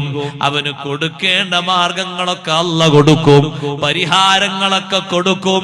ഇതും നടന്നില്ല എന്ന് കണ്ടപ്പോ സൈന്യാധിപൻ ആ മനുഷ്യനോട്, മുസ്ലിമിനോട് പറഞ്ഞു, എങ്കിൽ ഒന്നും നീ ഭക്ഷിക്കാത്തത് കൊണ്ട് നിന്നെ വഴിക്ക് വിടണോ? നിന്റെ കൂടെയുള്ള തടവുകാരെ ഞാൻ വിട്ടേക്കണോ? എന്റെ കാലിൽ കിടന്നൊരു സുജൂദ് നീ ചെയ്തേക്കൂ, എന്റെ കാലിൽ കിടന്നൊരു സുജൂദ് നീ ചെയ്തേക്കൂ. അപ്പോൾ ആ മുസ്ലിമായ മനുഷ്യൻ പറഞ്ഞു, റോമിലെ അധിപനോട് പറഞ്ഞു, ഇന്ന സുജൂദ ഫീ ദീനി മുഹമ്മദിൻ സല്ലല്ലാഹു അലൈഹി വസല്ലം ലാ യജൂസു ഇല്ലാ ലില്ലാഹ്. നബി സല്ലല്ലാഹു അലൈഹി വസല്ലമ തങ്ങളെ മതത്തില് അല്ലാഹ്ക്കല്ലാതെ വേറാക്കും സുജൂദ് ചെയ്യാൻ പറ്റൂല. എന്നിട്ടാണോ നിനക്കൊരു സുജൂദ്? എന്നിട്ടാണോ നിന്റെ മുന്നിലൊന്ന് വീഴുന്നത്? നടക്കൂല കേട്ടോ. അപ്പോൾ സൈന്യാധിപൻ അവസാനം തോറ്റിട്ട് പറഞ്ഞു, എങ്കിലൊരു കാര്യം പറയട്ടെ, നീ എന്റെ കൈയൊന്ന് ചുംബിക്കണം. അതെ, ഞാൻ നിന്റെ മാർഗവും നിന്റെ കൂടെയുള്ള തടവുകാരെയും വിട്ടുതരാം. എന്റെ കൈ നീ ചുംബിക്കുമോ? അപ്പോഴും മുസ്ലിം പറഞ്ഞു, ഇന്ന ഹാദാ ലാ യജൂസു ഇല്ലാ ലിൽ അബി. കൈ ചുംബനം ബാപ്പാന്റെ കൈ ചുംബിക്കാം. ബാപ്പാന്റെ കൈ ചുംബിക്കുന്നത് സുന്നത്താണ്. നമ്മളെ കൂട്ടത്തിൽ ആൾക്കാർക്ക് അതൊരു പരിചയം പോരാ അല്ലേ? ഇപ്പൊ അടുത്ത് ഉംറക്ക് പോകുന്ന ഒരാളോട്, ഉംറക്ക് പോകല്ലേ, ഇനി എന്താ അവസ്ഥ ചെയ്യേണ്ടത്? യാത്രന്റെ സുന്നത്തായ 2 റക്അത്ത് നിസ്കരിച്ചു, ചൊല്ലേണ്ട ദിക്റൊക്കെ ചൊല്ലി, നിസ്കാരം കഴിഞ്ഞിട്ട് കുറച്ച് സൂറത്തൊക്കെ ഓതാനുണ്ട്, അതൊക്കെ ഓതി. യാത്രക്ക് വേണ്ടി ഒരുങ്ങുമ്പോ അങ്ങനെയാണ്. യാത്രയുടെ സുന്നത്ത് നിസ്കാരം കഴിഞ്ഞ് ചില ഓതേണ്ട സൂറത്തൊക്കെ ഓതണം. ഓതി കഴിഞ്ഞ് ദ്വാരന്ന് അവിടെയുള്ള ആളുകൾക്കൊക്കെ സ്വതക്ക കൊടുക്കണം. യാത്ര പോകുന്ന ആൾ സ്വതക്ക കൊടുക്കൽ സുന്നത്താണ്. ഇനി ദുബായിലേക്ക് പോകുന്ന ആളാണെങ്കിലും ശരി, ജിദ്ദയിലേക്ക് പോകുന്ന ആൾ ശരി, യാത്രക്കാരൻ സ്വതക്ക കൊടുക്കുന്നത് സുന്നത്താണ്. പഴയ കാലത്തെ ഹജ്ജിന് പോകുമ്പോ നിങ്ങൾ ആലോചിച്ചിട്ടുണ്ടോ? പഴയ കാലത്തെ ഹജ്ജിന് പോകുമ്പോ അങ്ങനെയാണ്. അന്ന് ചില്ലറയാക്കിയ 2ന്റെ നോട്ട് 1ന്റെ നോട്ടൊക്കെ ഉണ്ടാവും. അപ്പൊ അത് കാണാനില്ല, അത് വേറെ വിഷയോ. 2ന്റെ നോട്ട് 1ന്റെ നോട്ട് ഇഷ്ടം പോലെ ഉണ്ടാകും. എന്നിട്ട് ആ വന്ന ആളുകൾക്കൊക്കെ കൊടുക്കും. മുതിർന്ന ആളുകൾക്ക് ഒരു 10 രൂപ കൊടുക്കും, കുറച്ചുകൂടി ആളുകൾക്ക് 5 രൂപ കൊടുക്കും. 5 രൂപ 10 രൂപ എന്ന് പറഞ്ഞാൽ ലോഡ് കണക്കിന് അരി കിട്ടും. ഇന്നത്തെ പോലെയല്ല. അങ്ങനെ ചെറിയ കുട്ടികൾക്കൊക്കെ 1 രൂപ 2 രൂപ അങ്ങനെ കൊടുത്ത് എല്ലാവർക്കും സ്വതക്ക കൊടുക്കും, കുട്ടികൾക്കടക്കം. എന്നിട്ടാണ് ഹജ്ജിന് പോകുന്ന ആള് വീട്ടിൽ നിന്ന് വാഹനത്തിൽ കയറുക. ഇത് വല്ലാത്തൊരു സന്തോഷമുള്ള യാത്ര. ആ വാഹനത്തിലേക്കാളും കയറി വാഹനം അങ്ങനെ നീങ്ങുമ്പോ വാഹനം പോകുന്ന ഭാഗത്തേക്ക് തിരിഞ്ഞുകൊണ്ട് ബാങ്ക് വിളിക്കും. അതും ഒരു സുന്നത്താണ്. അങ്ങനെ ബാങ്ക് വിളിക്കും. ആ സുന്നത്തോടൊക്കെ ചെയ്യും. ഉംറക്ക് പോകാൻ ഇറങ്ങുന്ന ആള് കാര്യങ്ങളൊക്കെ ചെയ്തിറങ്ങുമ്പോ ഞാൻ പറഞ്ഞു, ആരെ വീട്ടിലുള്ള ബാപ്പുണ്ട്, ഉമ്മണ്ട്, എന്നാ അവരെ ഒന്ന് മുസാഫത്ത് ചെയ്ത് കൈയൊന്ന് പിടിച്ച് മുത്തിക്കോളി എന്ന് പറഞ്ഞു. ചുംബിച്ചോളി, സുന്നത്താണ്. അപ്പൊ അദ്ദേഹം ചോദിച്ചു, ഉസ്താദെ മുസാഫത്ത് ചെയ്താ പോരെ, ചുംബിക്കണോന്ന്. ബാപ്പാന്റെ കൈ ചുംബിക്കൽ സുന്നത്താണ്. ബാപ്പ ആലിമാകണം എന്നില്ല. ബാപ്പ ആലിമാകണം എന്നില്ല. ബാപ്പാന്റെ കൈ നീ ചുംബിക്കുന്നത് ക്വാളിഫിക്കേഷൻ നോക്കിയിട്ടല്ല, ബാപ്പ നിനക്ക് ജന്മം നൽകാൻ നിമിത്തമായി എന്നൊരൊറ്റ കാരണം കൊണ്ടാണ്. ഉമ്മാന്റെ കൈയും നീ പിടിച്ച് ചുംബിക്കണം, ഉമ്മാമ്മയുടെ കൈയും പിടിച്ച് ചുംബിക്കണം, ഉപ്പാപ്പയുടെ കൈയും പിടിച്ച് ചുംബിക്കണം. സാദാത്തുക്കളെ കൈ ചുംബിക്കുന്നത് അവർ അഹ്ലു ബൈത്തിൽ അംഗമായി എന്ന ബഹുമാനം കൊണ്ടാണ്. ഉലമാഇന്റെ കൈ ചുംബിക്കുന്നത് ഇൽമു കൊണ്ട് അല്ലാഹു ആദരിച്ചു എന്ന നിലക്കാണ്. അങ്ങനെയുള്ള ആൾക്കാർക്കൊക്കെ വേറെ കാരണങ്ങളുണ്ട്. ബാപ്പക്ക് ഒരു കാരണവും വേണ്ട, ബാപ്പ ബാപ്പായി എന്നുള്ള കാരണം കൊണ്ട് തന്നെ കൈപിടിച്ച് ചുംബിക്കണം. അത് സുന്നത്താണ്, ഒരു പൊരുത്താണ്. ഉമ്മാന്റെ കൈയും പിടിച്ച് ചുംബിക്കണം. യാത്ര പോകുന്ന ആളുകൾക്ക് സുന്നത്താണ്. ഇതുവരെ ചെയ്യാത്ത ആൾക്കാർ ഇനി ചെയ്യാ, അല്ലാഹു തആല തൗഫീഖ് നൽകട്ടെ. അപ്പൊ ഈ മുസ്ലിം സഹോദരൻ പറഞ്ഞു, ചുംബിക്കേണ്ടത് ബാപ്പാന്റെ കൈയല്ലേ, നീ എന്റെ ബാപ്പല്ലല്ലോ. നീതിമാനായ രാജാവിന്റെ കൈ ചുംബിക്കണം, നീ നീതിമാനല്ലല്ലോ. 40 ദിവസം എന്നെ പട്ടിണി കിട്ട, നീ എന്ത് നീതിമാനാ? നിന്റെ കൈ എങ്ങനെ ചുംബിക്കാതാ? അല്ലെങ്കിൽ എന്റെ ഉസ്താദിന്റെ കൈ ചുംബിക്കണം. അത് ഉസ്താദ് എനിക്ക് അക്ഷരം പഠിപ്പിച്ചു എന്നുള്ളതാണ്. ആ ഉസ്താദ് ഇപ്പൊ പഠിപ്പിക്കുന്ന ആളാണെങ്കിലും ശരി, അല്ലാത്ത ആളാണെങ്കിലും ശരി, നമ്മളെ പണ്ട് മദ്രസയിൽ പഠിപ്പിച്ച ഉസ്താദ് ഇപ്പൊ ആ ഉസ്താദ് ഒരു കച്ചവടക്കാരനാണ്. പക്ഷെ നമുക്ക് ഉസ്താദാണത്. ആ ഉസ്താദിന്റെ അലിഫിന്റെ മേലെയാണ് നമ്മൾ ഇന്നും ഫാത്തിഹ ഓതുന്നത്, ഖുർആൻ ഓതുന്നത്, തക്ബീർ ചൊല്ലുന്നത്, സ്വലാത്ത് ചൊല്ലുന്നത്. ആ അക്ഷരക്കൂട്ടങ്ങൾ നമ്മുടെ മനസ്സിൽ, നമ്മുടെ നാവിൽ ഉറപ്പിച്ചു തന്നത് ആ ഉസ്താദാണ്. എപ്പോഴും ആ ഉസ്താദിനോട് ബഹുമാനം വേണം. ആ ഉസ്താദ് ആ മേഖലയിൽ നിന്ന് വിട്ടാലും നമുക്കത് ഉസ്താദാണ്. ബഹുമാനം വേണം, ആദരവ് വേണം. രോഗിയായാൽ സന്ദർശിക്കണം, ആവശ്യങ്ങൾ നിറവേറ്റി കൊടുക്കണം, ഹദിയകൾ കൊണ്ടുപോയി കൊടുക്കണം, നാട്ടിൽ വരുമ്പോൾ പോയി സന്ദർശിക്കണം, സുഖവിവരങ്ങൾ അന്വേഷിക്കണം, ദാരിദ്ര്യമുണ്ടെങ്കിൽ ഉസ്താദിനെ ദാരിദ്ര്യത്തിൽ നിന്ന് കരകയറ്റണം. എല്ലാ സ്നേഹപരമായ കാര്യങ്ങളും ചെയ്യണം. ഇപ്പോൾ ഉസ്താദ് മുഅല്ലിം അല്ലെങ്കിലും ശരി, നമുക്ക് ഇൽമു പഠിപ്പിച്ചു എന്നുള്ളത് കൊണ്ട് ജീവിതത്തിന്റെ അവസാനം വരെ ബഹുമാനിക്കാനും സ്നേഹിക്കാനും നമ്മൾ കടപ്പെട്ടവരാണ്. അവരെ സ്നേഹിക്കണം, ബഹുമാനിക്കണം. അത് നമ്മുടെ വിജയത്തിന്റെ ഒരു പ്രധാനപ്പെട്ട കാരണമാണ്. ഗുരുനാഥന്മാരെ ബഹുമാനിക്കണം. ഗുരുനാഥന്മാരെ ബഹുമാനിക്കുന്നത് എത്ര കണ്ട് നമ്മുടെ ജീവിതത്തിലുണ്ടോ അത്ര കണ്ട് അല്ലാഹു നമുക്ക് ഉയർച്ച നൽകും. ഉസ്താദുമാർക്ക് വലിയ ബഹുമാനം കൊടുക്കണം. മദ്രസയിലെ ഉസ്താദുമാര് അടിത്തറ ഭാഗ്യവരാണ് നമ്മുടെ ഇൽമിന്. അവരാണ് നമ്മുടെ അടിത്തറ ഭാഗ്യവര്. കുറെ നമ്മെ പഠിപ്പിച്ച ഉസ്താദുമാര് പലരും മരണപ്പെട്ടു പോയി. അള്ളാഹുർക്കൊക്കെ ദർജയേറ്റി കൊടുക്കട്ടെ. ഖബർ ജീവിതം അള്ളാഹു സന്തോഷത്തിലായി കൊടുക്കട്ടെ. മുഖറബീങ്ങളിൽ അള്ളാഹു സ്ഥാനം കൊടുക്കട്ടെ. ജീവിച്ചിരിക്കുന്നവർക്ക് അള്ളാഹു ആഫിയത്തുള്ള ദീർഘായുസ്സ് കൊടുക്കട്ടെ. സഹോദരന്മാരെ, ഇൽമു പഠിപ്പിച്ച ഉസ്താദുമാരോട് ശുക്രാണ്. അവർക്ക് വേണ്ടി ദുആ ചെയ്യണം, എപ്പോഴും ദ്വാരക്കണം. ബഹുമാനപ്പെട്ട ഇമാം ബുഖാരി റളിയല്ലാഹു അൻഹു പറഞ്ഞില്ലേ, എനിക്ക് ഇൽമു പഠിപ്പിച്ചെന്ന മഹാനാണ് അഹ്മദ് ബിൻ ഹംബൽ റളിയല്ലാഹു അൻഹു. ഒരൊറ്റ നിസ്കാരവും ഞാൻ നിസ്കരിച്ചിട്ടില്ല, എന്റെ ഉസ്താദായ അഹ്മദ് ബിൻ ഹംബൽ തങ്ങൾക്ക് ദുആ ചെയ്യാതെ ഒരൊറ്റ നിസ്കാരവും ഇല്ല. ഞാൻ ഏത് ഫർദ് നിസ്കരിച്ചിട്ടുണ്ടോ, സുന്നത്ത് നിസ്കരിച്ചിട്ടുണ്ടോ, എന്റെ ഉസ്താദായ അഹ്മദ് ബിൻ ഹംബൽ തങ്ങൾക്ക് ദുആ നടത്തിയിട്ടല്ലാതെ ഒരൊറ്റ നിസ്കാരവും നിർവഹിച്ചിട്ടില്ല. ബാപ്പ ഉമ്മക്ക് എപ്പോഴും ദുആ ചെയ്യണം. എല്ലാ ദുആകളിലും ബാപ്പാനെ ഉമ്മാനെ ഉൾപ്പെടുത്തണം. അവരെ മറന്നിട്ടൊരു ദുആ പറ്റൂല. ഉസ്താദുമാരെ ഒഴിവാക്കി ഒരു ദുആ പറ്റൂല. നമ്മുടെ ജീവിതത്തിന്റെ അവലംബങ്ങളാണ്, വിജയത്തിന്റെ നെടുന്തൂണുകളാണ് ഇവര്. ഇനി ഇരിക്കട്ടെ, ഈ മുസ്ലിം പറയുന്നു, ഞാനൊന്നുകിൽ കൈ ചുംബിക്കേണ്ടത് ബാപ്പാന്റെ കൈയല്ലേ, നീ എന്റെ ബാപ്പയല്ല, നീതിമാനായ ഭരണാധികാരിന്റെ കൈയല്ലേ, 40 ദിവസം എന്നെ പട്ടിണിക്കിട്ട നിനക്കെന്ത് നീതിയാണ്, നിന്റെ കൈ ചുംബിക്കാൻ പറ്റൂല, അല്ലെങ്കിൽ നീ എന്റെ ഉസ്താദാകണം, നീ ഉസ്താദല്ലല്ലോ, പിന്നെങ്ങനെ കൈ ചുംബിക്കാനാ? സുബ്ഹാനല്ലാഹ്. അപ്പ പറഞ്ഞു, പിന്നെ എന്റെ കൈ ചുംബിക്കണില്ലെങ്കിൽ എന്നാ പിന്നെ എന്റെ നെറ്റിയിൽ നീ ഒന്ന് ചുംബനം നടത്തിക്കോ, നിന്റെ നെറ്റിയിൽ വേണമെങ്കിൽ ഞാനൊരു ചുംബനം നടത്താം, പക്ഷേ അതിനൊരു നിബന്ധനയുണ്ട്. എന്താ നിബന്ധന? എന്റെ കൈ നിന്റെ നെറ്റിന്റെ മേലെ വെച്ചിട്ട് എന്റെ കൈയിന്റെ മേലെ ഞാൻ അങ്ങ് ചുംബിക്കാം. ഡയറക്റ്റായി നിന്റെ നെറ്റിക്ക് ചുംബിക്കാൻ എനിക്ക് തോന്നുന്നില്ല. ഈമാനില്ലാത്ത നിന്റെ നെറ്റിക്ക് എന്തൊരു ബഹുമാനമാണ്. എന്റെ കൈ നിന്റെ നെറ്റിന്റെ മേലെ വെച്ചിട്ട് ഞാനങ്ങ് ചുംബിക്കാം. അങ്ങനെങ്കിലും എന്റെ കൂടുള്ള ആളുകളെ തടവറയിൽ നിന്ന് നീ വിട്ടുതരുമല്ലോ. സുബ്ഹാനല്ലാഹ്. അങ്ങനെ അദ്ദേഹം അതാ എന്നാ നീ അങ്ങനെ ചെയ്തോന്ന് പറഞ്ഞു. നെറ്റിന്റെ മേലെ കൈവച്ചു.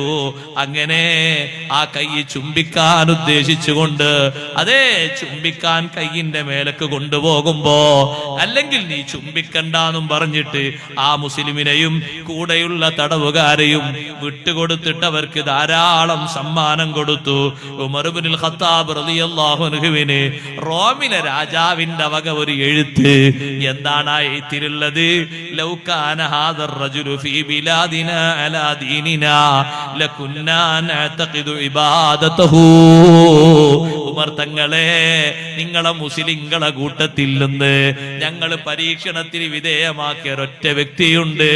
ചെമ്പിലേക്ക് വലിച്ചെറിഞ്ഞിട്ട് വറച്ചട്ടിയിൽ ശരീരം ഒന്നുമാകാതെ ബിസ്മി ചൊല്ലിയിട്ട് രക്ഷപ്പെട്ട വ്യക്തിയാണ്. 40 ദിവസം പട്ടിണിക്കിട്ടിട്ട് മുന്നിൽ 1-ാം നമ്പർ ഹംറും അതുപോലെ പന്നീർച്ചയും കൊടുത്തിട്ട് ഒന്നും കഴിക്കാതെ പട്ടിണി കിടന്നിട്ട് നല്ല ആരോഗ്യത്തോടെ തിരിച്ചു വന്ന ആളാണ്. സുബ്ഹാനല്ലാഹ്. ഈ ഒരൊറ്റ ആള് നമ്മുടെ നാട്ടിലുണ്ടോ? അദ്ദേഹത്തിന്റെ വിശ്വാസത്തിൽ നമ്മൾ ചേർന്നു പോകും. നമ്മൾ ആ ആരാധന ശരിയായി വെച്ചുകൊള്ളും. ഉമർ റളിയല്ലാഹുവിന്റെ അടുത്തേക്ക് അതാ ഈ മുസ്ലിം സംഘം മൊത്തം അങ്ങോട്ട് ചെന്നപ്പോ ഉമർ റളിയല്ലാഹു പറഞ്ഞു, അതേ സമ്പത്ത് നിനക്ക് മാത്രം പോരാ,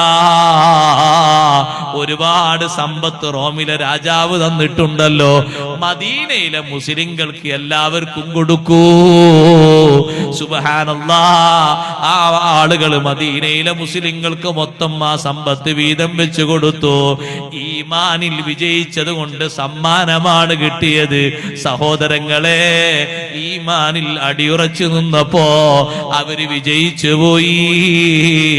ഈമാനിൽ ഉറച്ചു നിന്ന ആളുകൾ അള്ളാഹുവിനോട് എന്തെങ്കിലും ഒരു വാക്ക് പറഞ്ഞിട്ടുണ്ടോ?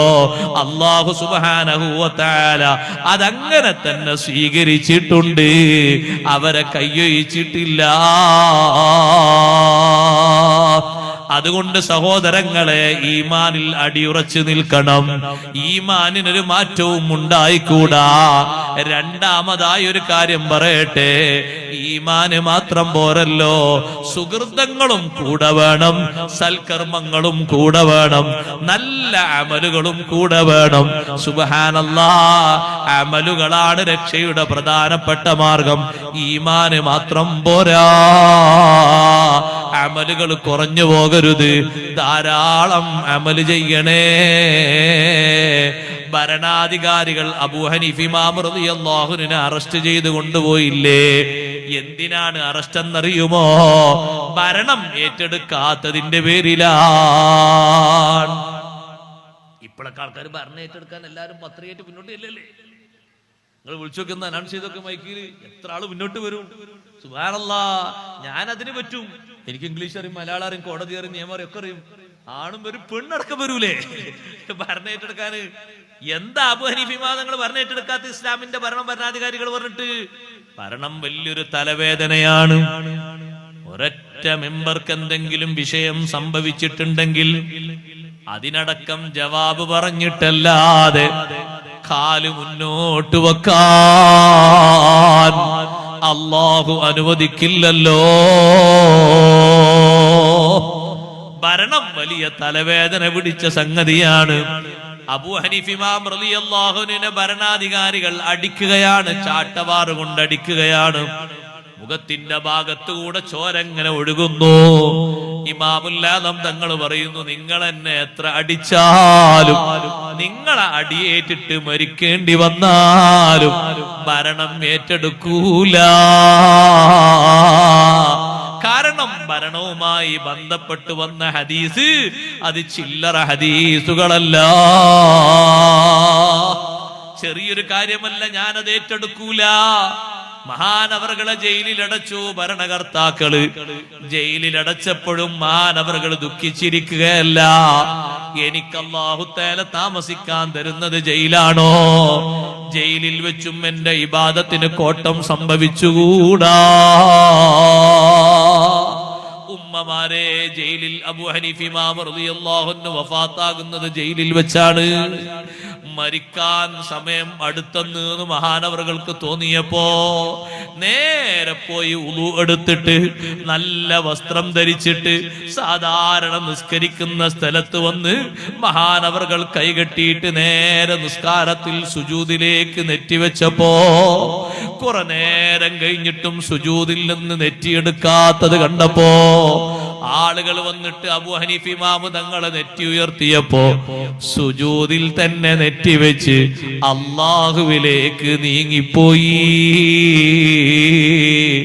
ആ സുജൂദിൽ നെറ്റിവെച്ച സ്ഥലത്ത് വെച്ച് ജയിലിൽ താമസിച്ച സമയത്ത് ഇമാമുൽ ആദം തങ്ങൾ ഓതി തീർത്ത ഖുർആനിന്റെ ഖത്ബ് ജയിലിലുള്ള ആളുകളൊന്ന് എണ്ണി കണക്കാക്കി നോക്കുമ്പോ നെറ്റിവെച്ച സ്ഥലത്ത് വെച്ച് ഇരുന്നോദിയ ഖുർആൻ 7000 ഖത്മാണ്. സുബ്ഹാനല്ലാഹ്. അമല് കുറഞ്ഞു പോകരുത്. ഫർളും സുന്നത്തുമായ അമല് നന്നായി സ്വീകരിക്കണം.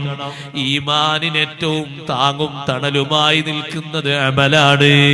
ഈമാന് പറഞ്ഞിടത്തൊക്കെ അല്ലാഹു ഖുർആനിൽ അമലും പറഞ്ഞിട്ടുണ്ടല്ലോ. നമ്മൾ അമല് ധാരാളം ചെയ്യേണ്ട വിഭാഗമാണ്. എന്തിനാന്നറിയോ ഉമ്മമാരെ? പൂർവീകര് കണ്ടിട്ടില്ലാത്ത ഒരുപാട് സുഖങ്ങള് നമ്മൾ കൈക്കലാക്കി പോയി, നമ്മൾ അനുഭവിച്ചു പോയി.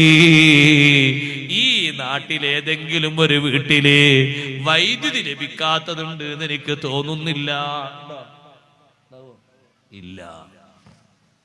നമ്മുടെ ഉമ്മാമ്മമാര് മണ്ണെണ്ണ വിളക്ക് കത്തിച്ച് വീടിന്റെ പുറത്തുള്ള കിണറ്റിന്റെ ആഴിയിൽ നിന്ന് വെള്ളം കോരിയിട്ട് ഓരോ ദിവസവും 150 200 ലിറ്റർ വെള്ളപ്പാത്രത്തിൽ നിറച്ചവരല്ലേ? ഒരൊറ്റ ദിവസം വെള്ളപ്പാത്രത്തിൽ 200 ലിറ്റർ വെള്ളം കുടുംബത്തിന് വേണ്ടി ഒരുമ്മയും പെങ്ങളും കോരി നിറച്ചാൽ ആ ടൈമിൽ ചെയ്ത സേവനം മുഴുവനും സ്വർഗത്തിലേക്കുള്ള അമലല്ലയോ? ഓരോ തുള്ളി വെള്ളവും അവര് കോരിയെടുത്തത്, മുക്കിയെടുത്തത് സ്വർഗത്തിലേക്ക് സ്ഥാനം കിട്ടുന്ന വലിയ അമലല്ലയോ? നമുക്ക് ആധുനിക സൗകര്യങ്ങളുടെ പേരില് ആ വലിയ അമലില്ലല്ലോ.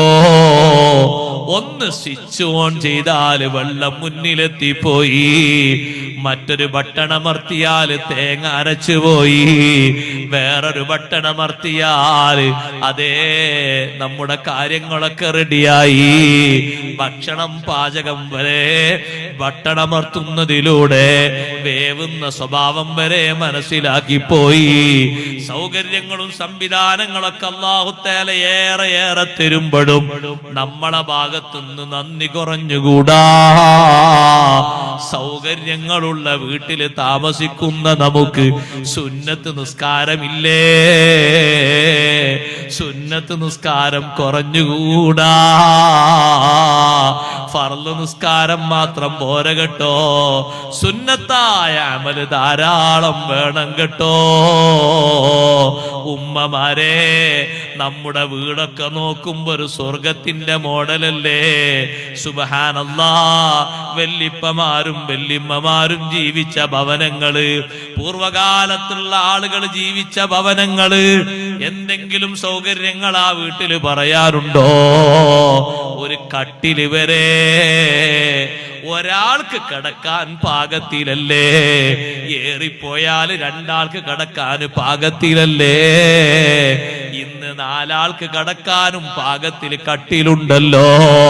10 ആൾക്ക് വിരിക്കാൻ പറ്റിയ പായയുമുണ്ടല്ലോ, വിരിപ്പും പുതപ്പുമുണ്ടല്ലോ. ഈ സൗകര്യങ്ങളൊക്കെ അല്ലാഹു തആല തന്നത് ഏറെ ശുക്ർ ചെയ്യാനാ. അമലൊട്ടും കുറച്ചുകൂടാ. മഹാന്മാർക്ക് മരണത്തിന്റെ ശേഷം സ്വർഗത്തിലേക്ക് പോകുന്ന അവസ്ഥകൾ അവർ കണ്ടത്.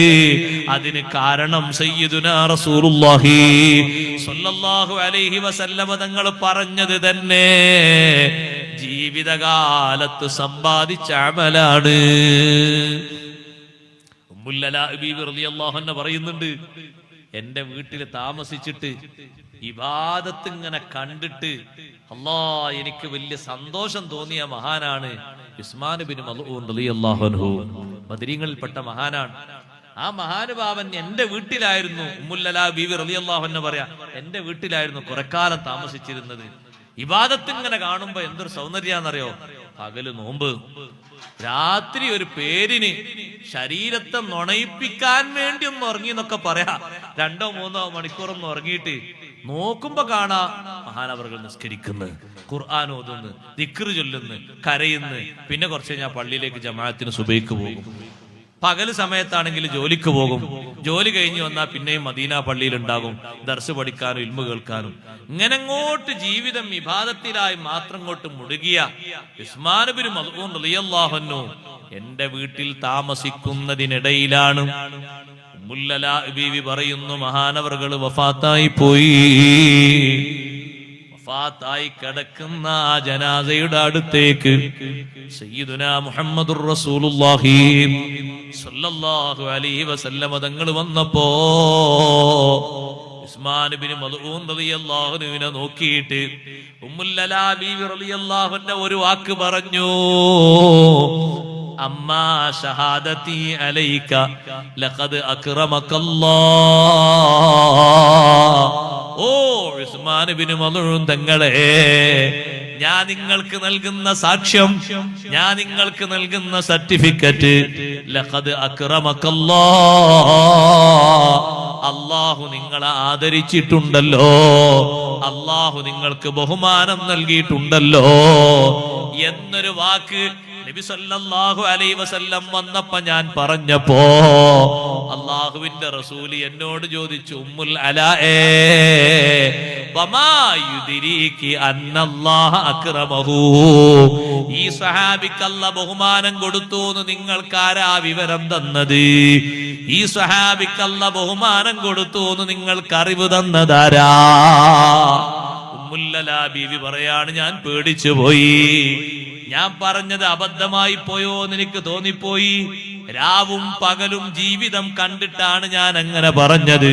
അല്ലാഹുവിന്റെ റസൂൽ സ്വല്ലല്ലാഹു അലൈഹി വസല്ലം തങ്ങൾ പറയുന്നു, ഞാൻ അല്ലാഹുവിന്റെ റസൂലല്ലേ, എന്റെ കാര്യത്തെ പറ്റി തന്നെ എനിക്ക് വിധി എഴുതാനൊക്കില്ല. പെട്ടെന്ന് നിങ്ങൾ ഇങ്ങനെ സർട്ടിഫിക്കറ്റ് കൊടുക്കാനുള്ള കാരണം എന്താണ്?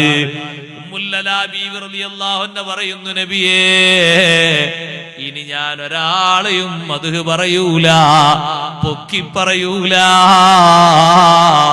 നിങ്ങൾക്കാരാ വിവരം തന്നത് എന്ന് അല്ലാഹുവിന്റെ റസൂല് ചോദിച്ചതോടെ ഞാൻ പേടിച്ചു പോയി. പിന്നെ ഞാൻ ഒരാളെയും അങ്ങനെ ഉയർത്തി പറയാറില്ല. എന്നാലും എന്റെ മനസ്സിലൊരു സങ്കടം, ഞാൻ ഇത്രയും ബഹുമാനത്തോടെ കണ്ട ഒരു മഹാനെ പറ്റി ഞാൻ അങ്ങനെ പറഞ്ഞതിന് നിങ്ങൾക്ക് എവിടുന്നേ വിവരം കിട്ടിയെന്ന് അല്ലാഹുവിന്റെ റസൂല് എന്നോട് ചോദിച്ചില്ലേ? ഞാൻ ആ മഹാന്റെ ജീവിതം ശരിക്ക് കണ്ടതാണല്ലോ. അന്ന് മഹാനവറുകളെ ഖബറടക്കിയ ശേഷം രാത്രി സമയത്ത് ഉസ്മാൻ ഇബ്നു മൽഊൻ തങ്ങളെ ഞാൻ സ്വപ്നത്തിൽ കണ്ടു. സുബ്ഹാനല്ലാഹ്, ഫുൾ വസ്ത്രം ധരിച്ചുകൊണ്ട് നല്ല സുസ്മേരവദനായി സന്തോഷത്തോടെ പച്ചത്തോപ്പുകളിലൂടെ മഹാനവറുകൾ അങ്ങനെ നടക്കുന്നത് സ്വപ്നത്തിൽ ദർശിച്ചപ്പോ ഞാൻ അല്ലാഹുവിന്റെ റസൂലിനോട് പോയിട്ട് പറഞ്ഞു, നബിയേ, ഉസ്മാൻ ഇബ്നു മദ്ഊൻ റളിയല്ലാഹു അൻഹുവിനെ പൂർണ്ണ വസ്ത്രം ധരിച്ച് പച്ചപ്പുള്ള സ്ഥലത്തുകൂടെ സന്തോഷത്തോടെ നടക്കുന്നത് കണ്ടുപോയി നബിയേ. ഉമ്മുൽ അലാഏ, നിങ്ങൾ കണ്ടത് ശരിയാണ്. ആ കണ്ട സൗന്ദര്യമില്ലേ, അത് ജീവിതത്തിലെ അമലാകുന്നു. അതുകൊണ്ട് ഉമ്മമാരെ അമല് കുറക്കരുത്, ചെറുപ്പക്കാരെ അമല് കുറക്കരുത്. ഖുർആനുമായി ആത്മീയ ബന്ധം നമ്മൾ കൂടുതലാക്കണം. ഒരു മാസക്കാലം വലിയ ബന്ധമുണ്ടായിരുന്നില്ലേ, പെരുന്നാളോട് അത് ഉപേക്ഷിച്ചോ? പറ്റില്ല കേട്ടോ. എല്ലാ ദിവസവും ഖുർആനുമായി ആത്മബന്ധം വേണം, ഖുർആനുമായി വലിയ ബന്ധം വേണം. ഖുർആൻ നാളെ ആഖിറത്തിൽ ശഫാഅത്ത് ചെയ്യുന്നൊരു കിതാബാണ്, തിരിച്ചറിയുന്നൊരു ഗ്രന്ഥമാണ്. അതിനെ ഓതിയവർക്കും അതിനെ ബഹുമാനിച്ചവർക്കും വലിയ ബഹുമാനം ഖുർആൻ വാങ്ങിത്തരുന്നത് പാരത്രിക ലോകത്താണ്. അതുകൊണ്ട് തന്നെ ഖുർആൻ എപ്പോഴും കൂടെ പിടിക്കണം, ഖുർആൻ എപ്പോഴും തുറന്നു ഓതണം. മുസ്ഹഫ് നമ്മുടെ ഏറ്റവും നല്ല കണക്ഷന് കാരണമാകണം. അള്ളാഹുവിന്റെ ഖുർആൻ നന്നായി ഓതണം. ഉമ്മമാരെ, നഫീസ റളിയല്ലാഹു അൻഹാ അവസാനവും ഖുർആൻ ഓതിയിട്ടല്ലേ വഫാത്തായത്. റാബിയത്തുൽ അദവിയ്യ റളിയല്ലാഹു അൻഹ അങ്ങനെയല്ലേ, ഉസ്മാൻ ഇബ്നു അഫ്ഫാൻ റളിയല്ലാഹു അൻഹു അങ്ങനെയല്ലേ, ഷാഫി ഇമാം തങ്ങൾ ഖുർആൻ കേട്ടിട്ടല്ലേ വഫാത്തായത്. സുബ്ഹാനല്ലാഹ്. അതുകൊണ്ട് ഖുർആനുമായി വലിയ ആത്മബന്ധം പുലർത്തിയിട്ട് അമലുകൾ വർദ്ധിപ്പിക്കണം. നിത്യേന ഓതേണ്ട സൂറത്തുകളില്ലേ, സൂറത്തുൽ വാഖിയയും തബാറകയും സൂറത്തു സജദയും അർ-റഹ്മാനും, അതൊക്കെ സൂറത്തു ദുഖാനും സബുൽ മുൻജിയാത്ത് എന്നും പതിവാക്കണം. അതേ, ഖുർആനുമായി എത്ര വലിയ കണക്ഷൻ കൂടുതലുണ്ട്, അത്ര വലിയ കണക്ഷൻ നമ്മോട്, അത്ര വലിയ പരിചയം വാനലോകത്തുള്ള മലക്കുകൾക്ക് അധികം കിട്ടും കേട്ടോ. ഇവിടെ ഖുർആനുമായി നല്ല ബന്ധമുണ്ടോ? ജനങ്ങളെക്കാളും നമ്മെ പരിചയമുള്ളവര് അള്ളാഹുവിന്റെ റഹ്മത്തിന്റെ മാലാകമാരാണ്. അതുകൊണ്ടല്ലേ മുആവിയത്ത് ബിൻ മുആവിയ റളിയല്ലാഹു അൻഹു മഹാനവർകൾ വഫാത്തായപ്പോ അതേ 10,000 മലക്കുകള് കൂട്ടം കൂട്ടമായി ജനാസ നിസ്കരിക്കാൻ വേണ്ടി ഇറങ്ങി വന്നപ്പോ നബി സല്ലല്ലാഹു അലൈഹി വസല്ലം തങ്ങൾ ചോദിച്ചില്ലേ, അല്ല മുആവിയ റളിയല്ലാഹു അൻഹുവിനെ നിങ്ങൾക്ക് പരിചയമുണ്ടോ? മലക്കുകൾ പറഞ്ഞു, ഉണ്ട് നബിയേ. വാനലോകത്തുള്ള മുഴുവൻ മലക്കുകൾക്കും മുആവിയത്ത് ബിൻ മുആവിയ റളിയല്ലാഹു അൻഹുവിനെ നന്നായി അറിയാം. എങ്ങനെയെന്ന് ചോദിച്ചു അല്ലാഹുവിന്റെ റസൂൽ. അപ്പൊ പറഞ്ഞു, ഒരു ദിവസം ഏറ്റവും അധികം ഭൂമിയിൽ നിന്ന് ഖുൽ ഹുവല്ലാഹു അഹദ് ഓതിയിട്ട് വാനലോകത്തേക്ക് അതിന്റെ ആ ഒരു സൗന്ദര്യം, അതിന്റെ ആ ഒരു ശബ്ദം, അതിന്റെ ആ ഒരു സുഗന്ധം മുആവിയ റളിയല്ലാഹുവിൽ നിന്നാണ് അടിച്ചു വീശുന്നത്. ഏറ്റവും അധികം സൂറത്തുൽ ഇഖ്ലാസ് ഓതിയിരുന്ന മഹാനാണ് മുആവിയത്ത് ബിൻ മുആവിയ റളിയല്ലാഹു അൻഹു. അവര് വഫാത്തായപ്പോൾ അല്ലാഹുവിന്റെ റസൂൽ മദീനയിൽ ഇല്ല, നബി തങ്ങൾ തബൂക്കിലാണ്. ജിബ്രീൽ അലൈഹിസ്സലാം വന്നിട്ട് പറഞ്ഞു, ജനാസ നിസ്കരിക്കാൻ ഇറങ്ങിയ മലക്കുകളെ കാണണോ മദീനത്ത്? മദീന അങ്ങനെ തബൂക്കിലേക്കൊന്നിങ്ങനെ ചുരുട്ടി കൊടുത്തു. എന്നിട്ട് ആ സ്വഹാബിന്റെ ജനാസക്ക് നബി തങ്ങൾ നിസ്കരിച്ചു. അല്ലാഹുവിന്റെ റസൂല് പറഞ്ഞു, 50,000 മലക്കുകൾ ജനാസ നിസ്കാരത്തിൽ സംബന്ധിക്കാൻ വേണ്ടി ഇറങ്ങി വന്നിരിക്കുകയാണ്. അവർക്കൊക്കെ എങ്ങനെയാ മുആവിയത്ത് ബിൻ മുആവിയ റളിയല്ലാഹു അൻഹു പരിചയം? ഒറ്റ കാരണം കൊണ്ടാണ്, ഖുർആനുമായുള്ള വലിയ ബന്ധം. അതുകൊണ്ടല്ലേ സൈനുദ്ദീൻ മഖ്ദൂം റളിയല്ലാഹു അൻഹു പറഞ്ഞത്, നിത്യേന ഓതൽ ഏറ്റവും അധികരിപ്പിക്കേണ്ട സൂറത്താണ് സൂറത്തുൽ ഇഖ്ലാസ്. മഹാനവറുകൾ എണ്ണം പറഞ്ഞത് 200 ഫത്ഹുൽ മുഈനിലൂടെ. 200 പ്രാവശ്യം ദിനേന ഓതൽ സുന്നത്തുള്ള സൂറത്താണ് സൂറത്തുൽ ഇഖ്ലാസ്. അതിന് ഇത്ര തോന ടൈമൊന്നും വരൂല.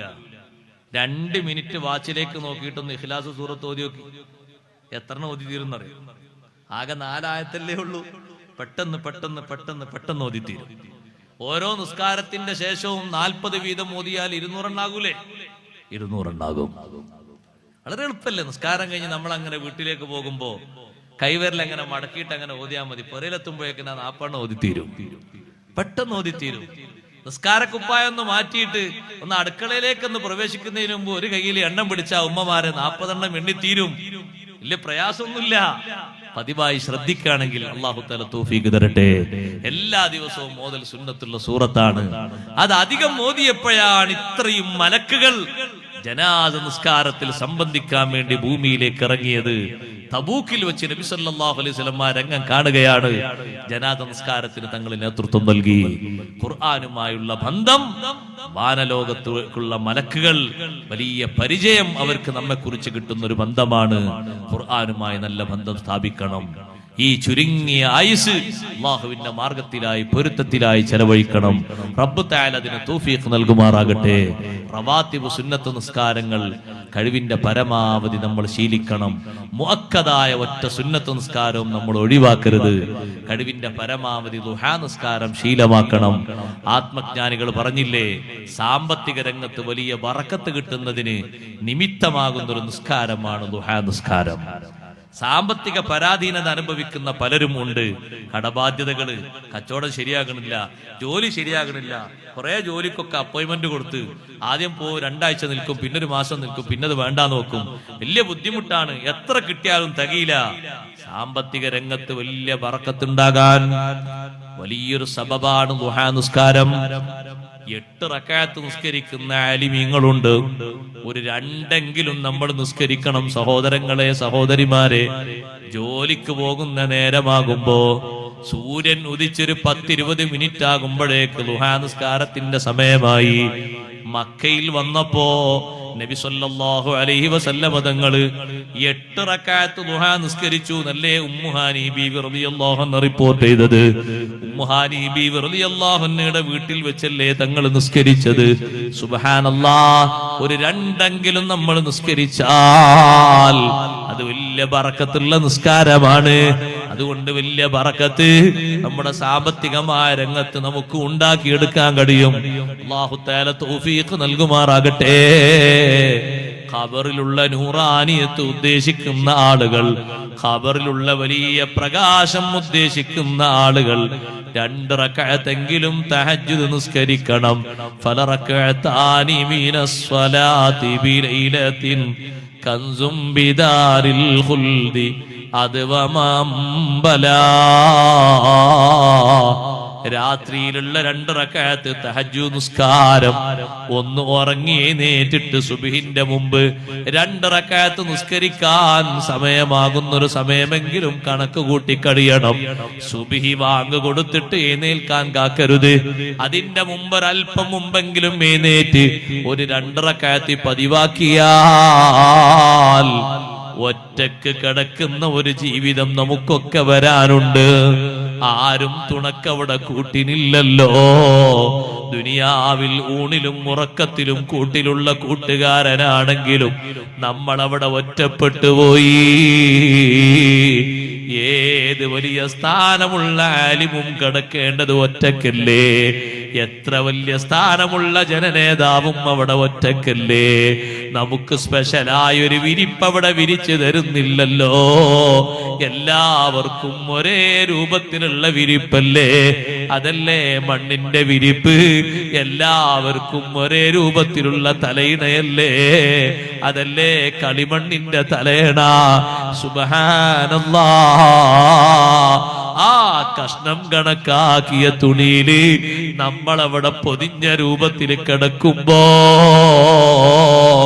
ആ ലോകത്ത് വലിയ സന്തോഷത്തിനും വലിയ വെളിച്ചത്തിനും വലിയ നിമിത്തമാണ് ഈ നിസ്കാരമെന്ന് നിസ്കരിച്ച് അനുഭവിച്ച മഹാന്മാര് വരെ പറഞ്ഞില്ലേ? ജുനൈദുൽ ബഗ്ദാദി റളിയല്ലാഹു അൻഹുവിനെ വഫാത്തിന് ശേഷം കണ്ട ശിഷ്യന്മാരോട് ഉസ്താദേ എങ്ങനെയുണ്ട് ഹാലെന്ന് ചോദിക്കുമ്പോ ഒരുപാട് കിതാബുകൾ എഴുതിയ മഹാനാണ്, ഒരുപാട് വാള് പറഞ്ഞ മഹാനാണ്. മഹാനവർകൾ പറഞ്ഞു ത്വാഹത്തിൽ കല്ലിഷാറാത്ത് വഫനിയത്തിൽ ഇബാറാത്ത്. എന്റെ മുഖപ്രസംഗങ്ങളൊക്കെ തീർന്നുപോയി, ഞാൻ ഒരുപാട് സൂചനകൾ പഠിപ്പിച്ചതൊക്കെ പോയി.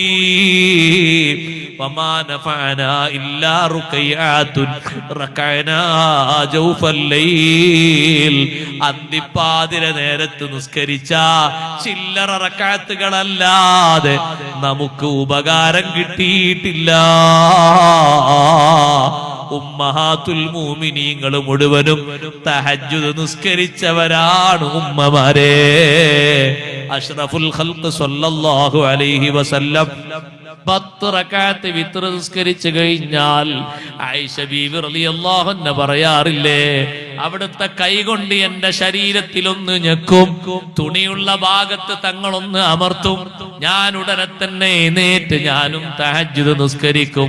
കുറച്ച് ദ്വാരന്ന് കഴിയുമ്പോഴേക്ക് സുബഹിന്റെ വാങ്ക് വിളിച്ചുപോയി. തങ്ങൾ എത്രയോ നേരത്തെ എഴുന്നേറ്റിട്ടുണ്ട്, എന്നാലും ഞങ്ങൾ നിസ്കരിക്കാതെ തങ്ങൾ വിടാറില്ല.